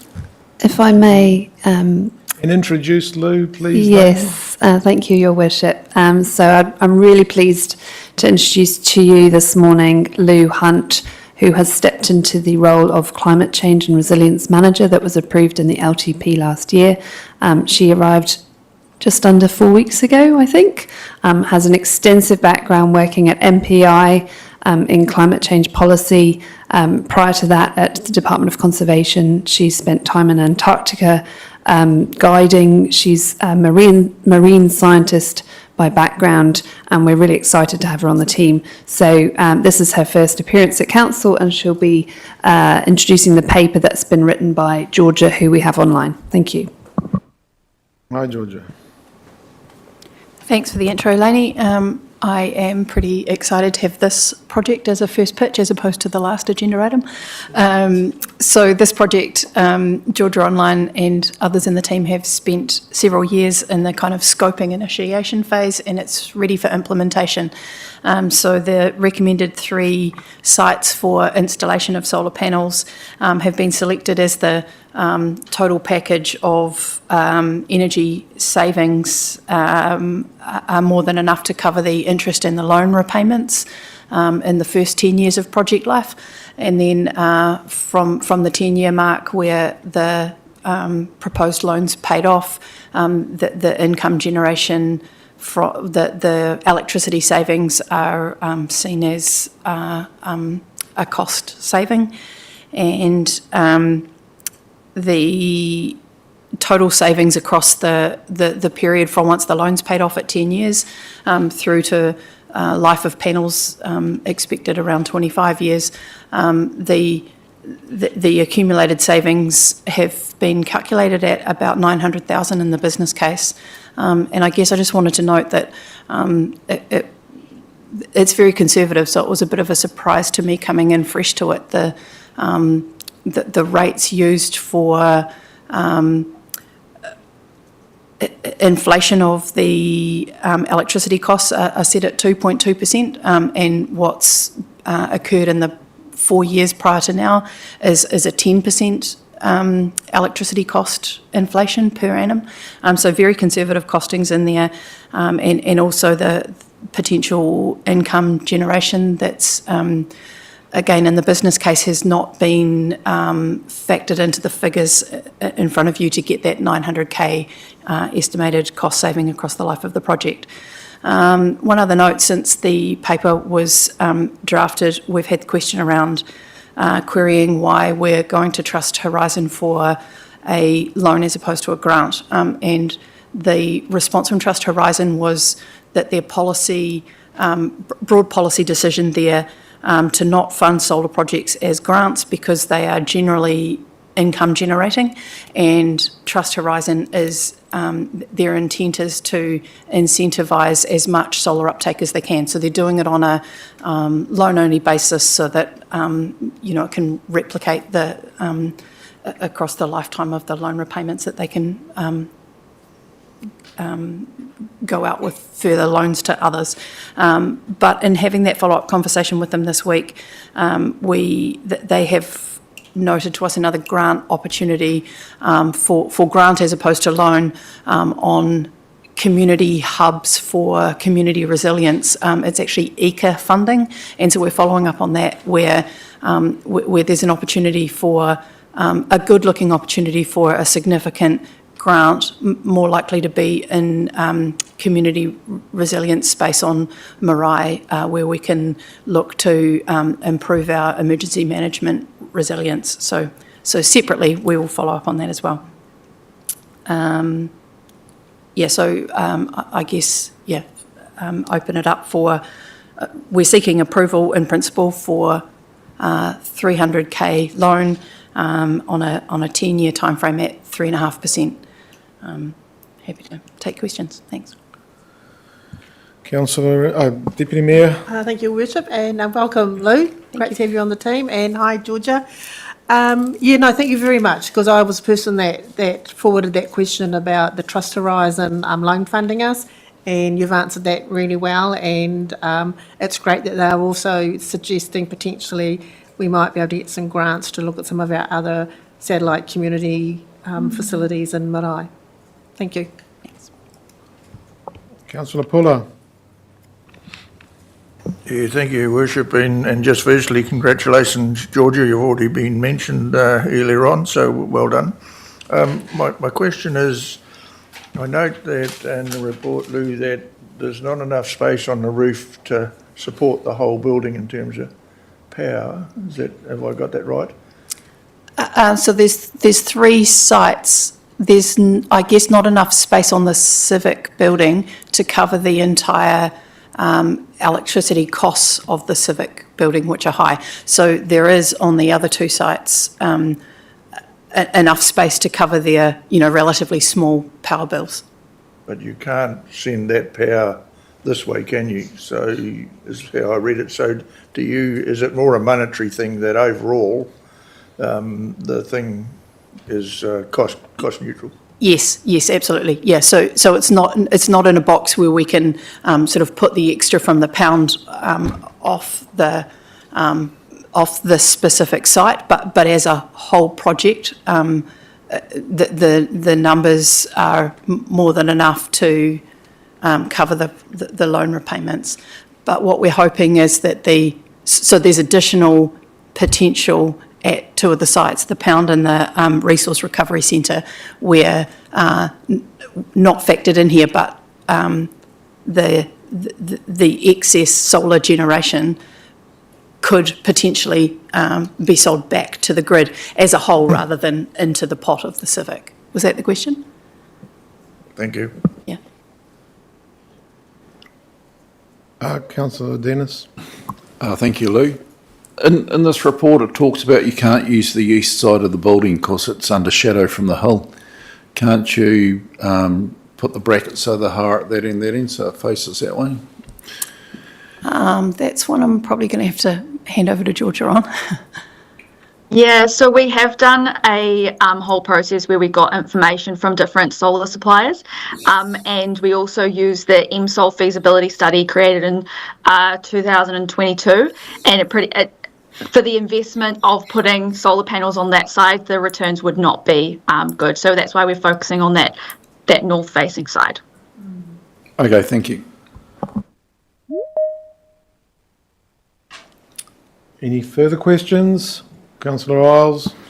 Thank you, Your Worship. Thank you, Lou. You mentioned at the onset there that this loan, going forward, we could be looking at loans. Is that anything unrelated to council-owned building assets? My thoughts were with, say, the Murupara swimming pool, for example. Is that likely to meet the criteria for the fund for the grant, as opposed to the loan, yes, is established by ECA, and we've only just heard about it through Trust Horizon a few days ago. So we're going back to find out more. My understanding is that ECA are granting 3/4 of cost if 25% can be met, and Trust Horizon is offering the same package here that they've offered the council for that 25%. But from what we're hearing from Trust Horizon is that it's that the ECA grant is about marae and as community resilience hubs, and we're so separate than the project in front of you. We're going back to ECA to find out whether council-owned property can come under that. Thank you. Thank you. Councillor Boynton. You probably just answered it, really. I just had a question with regards to marae and whether or not in the investigation of that fund, just ensuring that we don't create ourselves as a middle person over our marae who may have the ability to go direct, just ensuring that we're not setting ourselves up as a middle person in terms of supporting them to access it when they may be able to access it directly. Yeah, thanks. It's a really good point that we'll test, because my understanding from Derek at Trust Horizon is that they're looking for, ECA want combined projects of, Derek suggesting that we propose 10 sites across the whole Eastern Bay so that we work with Aporiki and Kawaro to ensure that it's about understanding criteria on this other project, but take your point and we'll follow up. Thanks. It's just ensuring that it's a working with project. Thank you. If there are no further questions, can I have a mover and a second? I'll move it. Why not? About time I did something. I can have a seconder, please. Yeah, Nando, thank you. We're in debate or discussion. Anyone got any? I've got a few things to say. We're in the middle of an energy crisis. The market was supposed to solve everything. You've heard Shane Jones around the traps. It hasn't. So the government's doing an energy review, an energy market review. But they're predicting, I think you already said it, that domestic electricity costs are going to go up, and quite probably substantially as we get further and further into this crisis. I'm not sure what our hydro lakes are doing, but it hasn't really rained a lot in the last few months, has it? Which is good from one perspective. So as that gets worse, the case for this sort of thing gets better. And it's happening out there in our district. I keep on going around saying that we're, the biggest solar generator in New Zealand. It's probably, I'm maybe exaggerating slightly, but Genesis is due to make its final investment decision on the project out there on the plains, which is 110 megawatt solar farm. So I'll be interested to see where they land. And the other day while I was doing, I learnt a lot of things on my Cancer Society walkabout. But the Meikle building, it's now called Big Save, apparently is covered with solar panels too. So, they've done their economic assessment and it's come back positive. So I'm glad that this whare is going to have some panels on it finally, and that's great. So carry on the good work. That's my comments. If there aren't any further comments, I'll put it to the vote. Councillor Puller. Thank you, Your Worship. I guess, climate change is important and the project's important, but we also need to be conscious of taking on more debt, I suppose. I know it's going to pay itself off, but we're taking debt on at the same time. So just have to weigh that up, really. Well, this is paying itself off as it goes. So essentially there's no cost. Is my understanding of it. Would that be right? It's not only no cost, it's no cost in the first 10 years, and I would suggest to you that these are very conservative compounding factors such as electricity cost prices that if I was involved earlier, I'd have been pushing for this 2.2% inflation rate to be up closer to the rate of 10% of the last 4 years, and then you're looking at, I shouldn't be running maths this quick in my head, but does that suddenly four times the, is that suddenly 4 million in electricity savings potential? It's a cost saving exercise as opposed to any cost on ratepayer at all.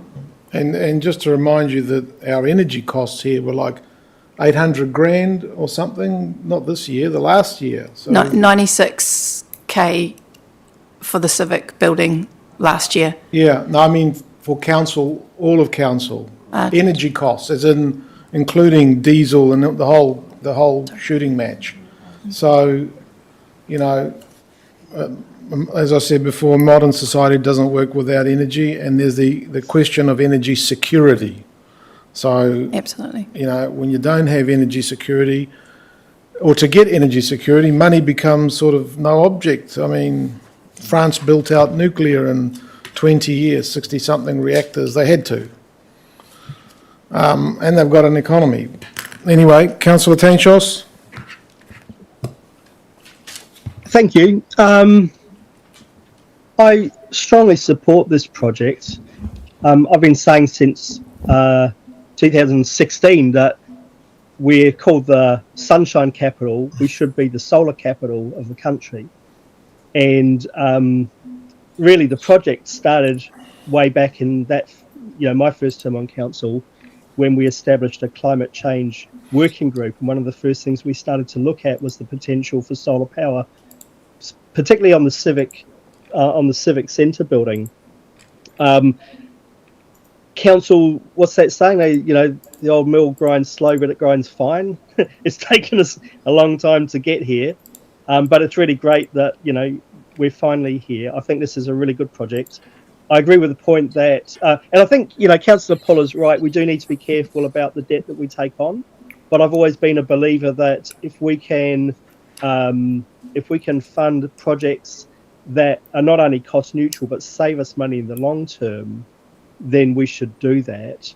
And as has been said, this is cost neutral using conservative figures for the first 10 years, after which, again, using conservative figures, the report says it's going to save close to $1 million. With the price of electricity increasing over time, that's probably going to be significantly more than that. So I think this is a great project. I think it's great in terms of energy security, as the Mayor said. I think it's great in terms of climate change, reducing our emissions, and it's going to save us money. So, yeah, thank you to all the people who've put so much work into getting us to here. Stuart. Thanks, Mayor, Luca. Just a point that to give councillors a little comfort, further comfort, is that the loan that's being suggested here at 3.5% over 10 years is about a 1% discount to where you would do it yourself. If you had to today go out and get a 10-year amortising loan, it would probably cost you about 4.75%. So you've got in excess of a 1%, and treat that as a grant. Thank you, Stuart. Good comment. If there are no further comments, let's put it to the vote. All those in favour? Against? Pass. Thank you. Thanks, Lou. Thank you. I hope I continue to get to front such exciting. You've now been baptised. Thank you. The next report is the Change Recovery Manager 10.5. Starts on page 470. Lainey.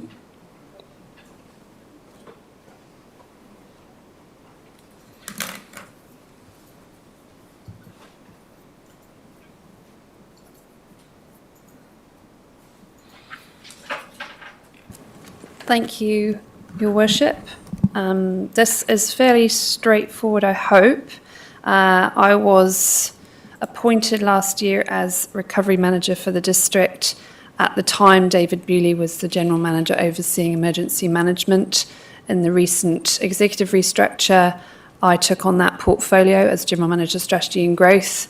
So the recommendation is that the Recovery Manager role be passed on to someone else, and the person we are recommending that is passed on to is our new Climate Change and Resilience Manager, who you've just met, Lou Hunt. So that is the proposal in front of you today.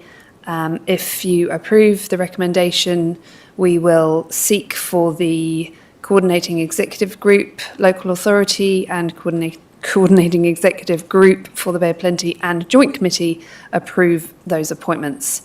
Thank you. Thank you, Lainey. Questions for Lainey? Straightforward. Councillor Earl. Oh, hang on. Thank you. You've got a question? Just rather than let it go straight through, I'd just like to, obviously the recovery manager is there to take over once the emergency's finished, is that correct? So once Nicholas and Mike step down, they move in and take over, do the recovery.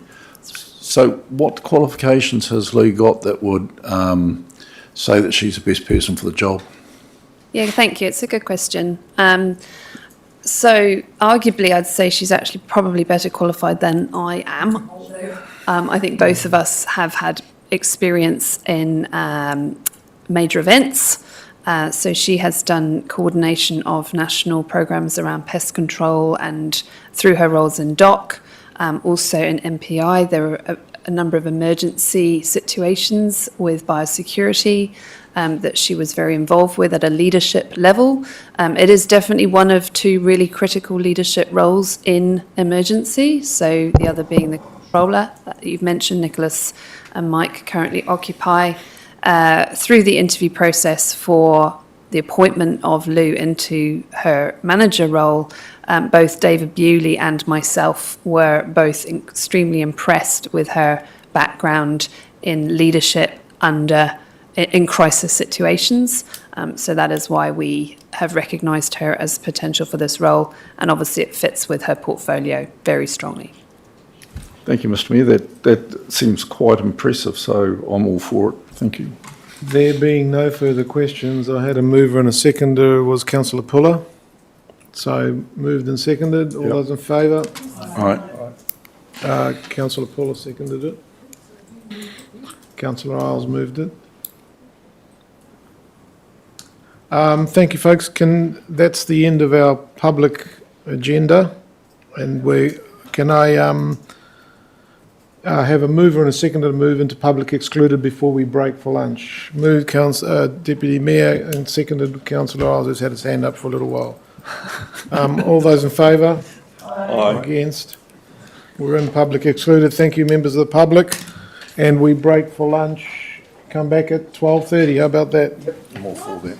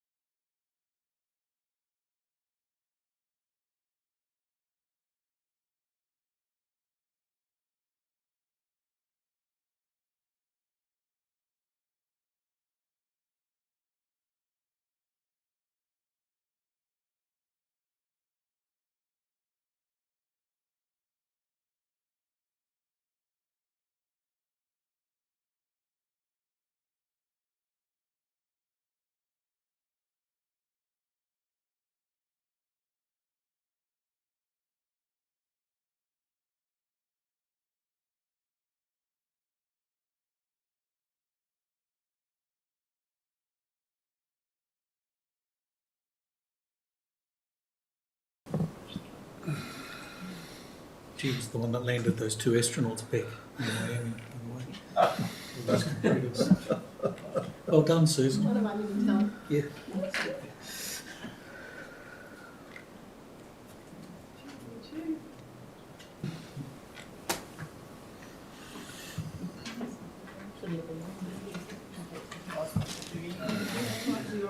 Yeah, I'm just going to restate the recommendations 1 to 2 of the advisory group report, pages 31 to 42 of the public agenda. So that is that council receive the advisory group report, and 2, the council confirms the report be released to the public on the chief executive's approval on assessment that no private person will be affected by its release and the council is not disadvantaged commercially.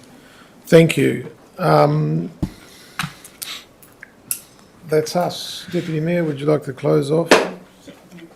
Deputy Mayor, just before you do, I'd just like to give congratulations to Honey Patrick for having survived an ordeal such as that. So well done.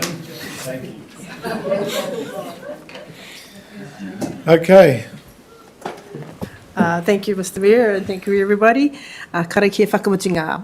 Kia mutu a mātou mahi mō tēnei wā, manakitia mai mātou katoa, o mātou hoa, o mātou whānau mahi, aio ki te aiorangi.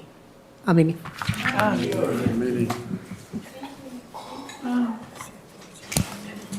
Thank you to all our staff for all your hard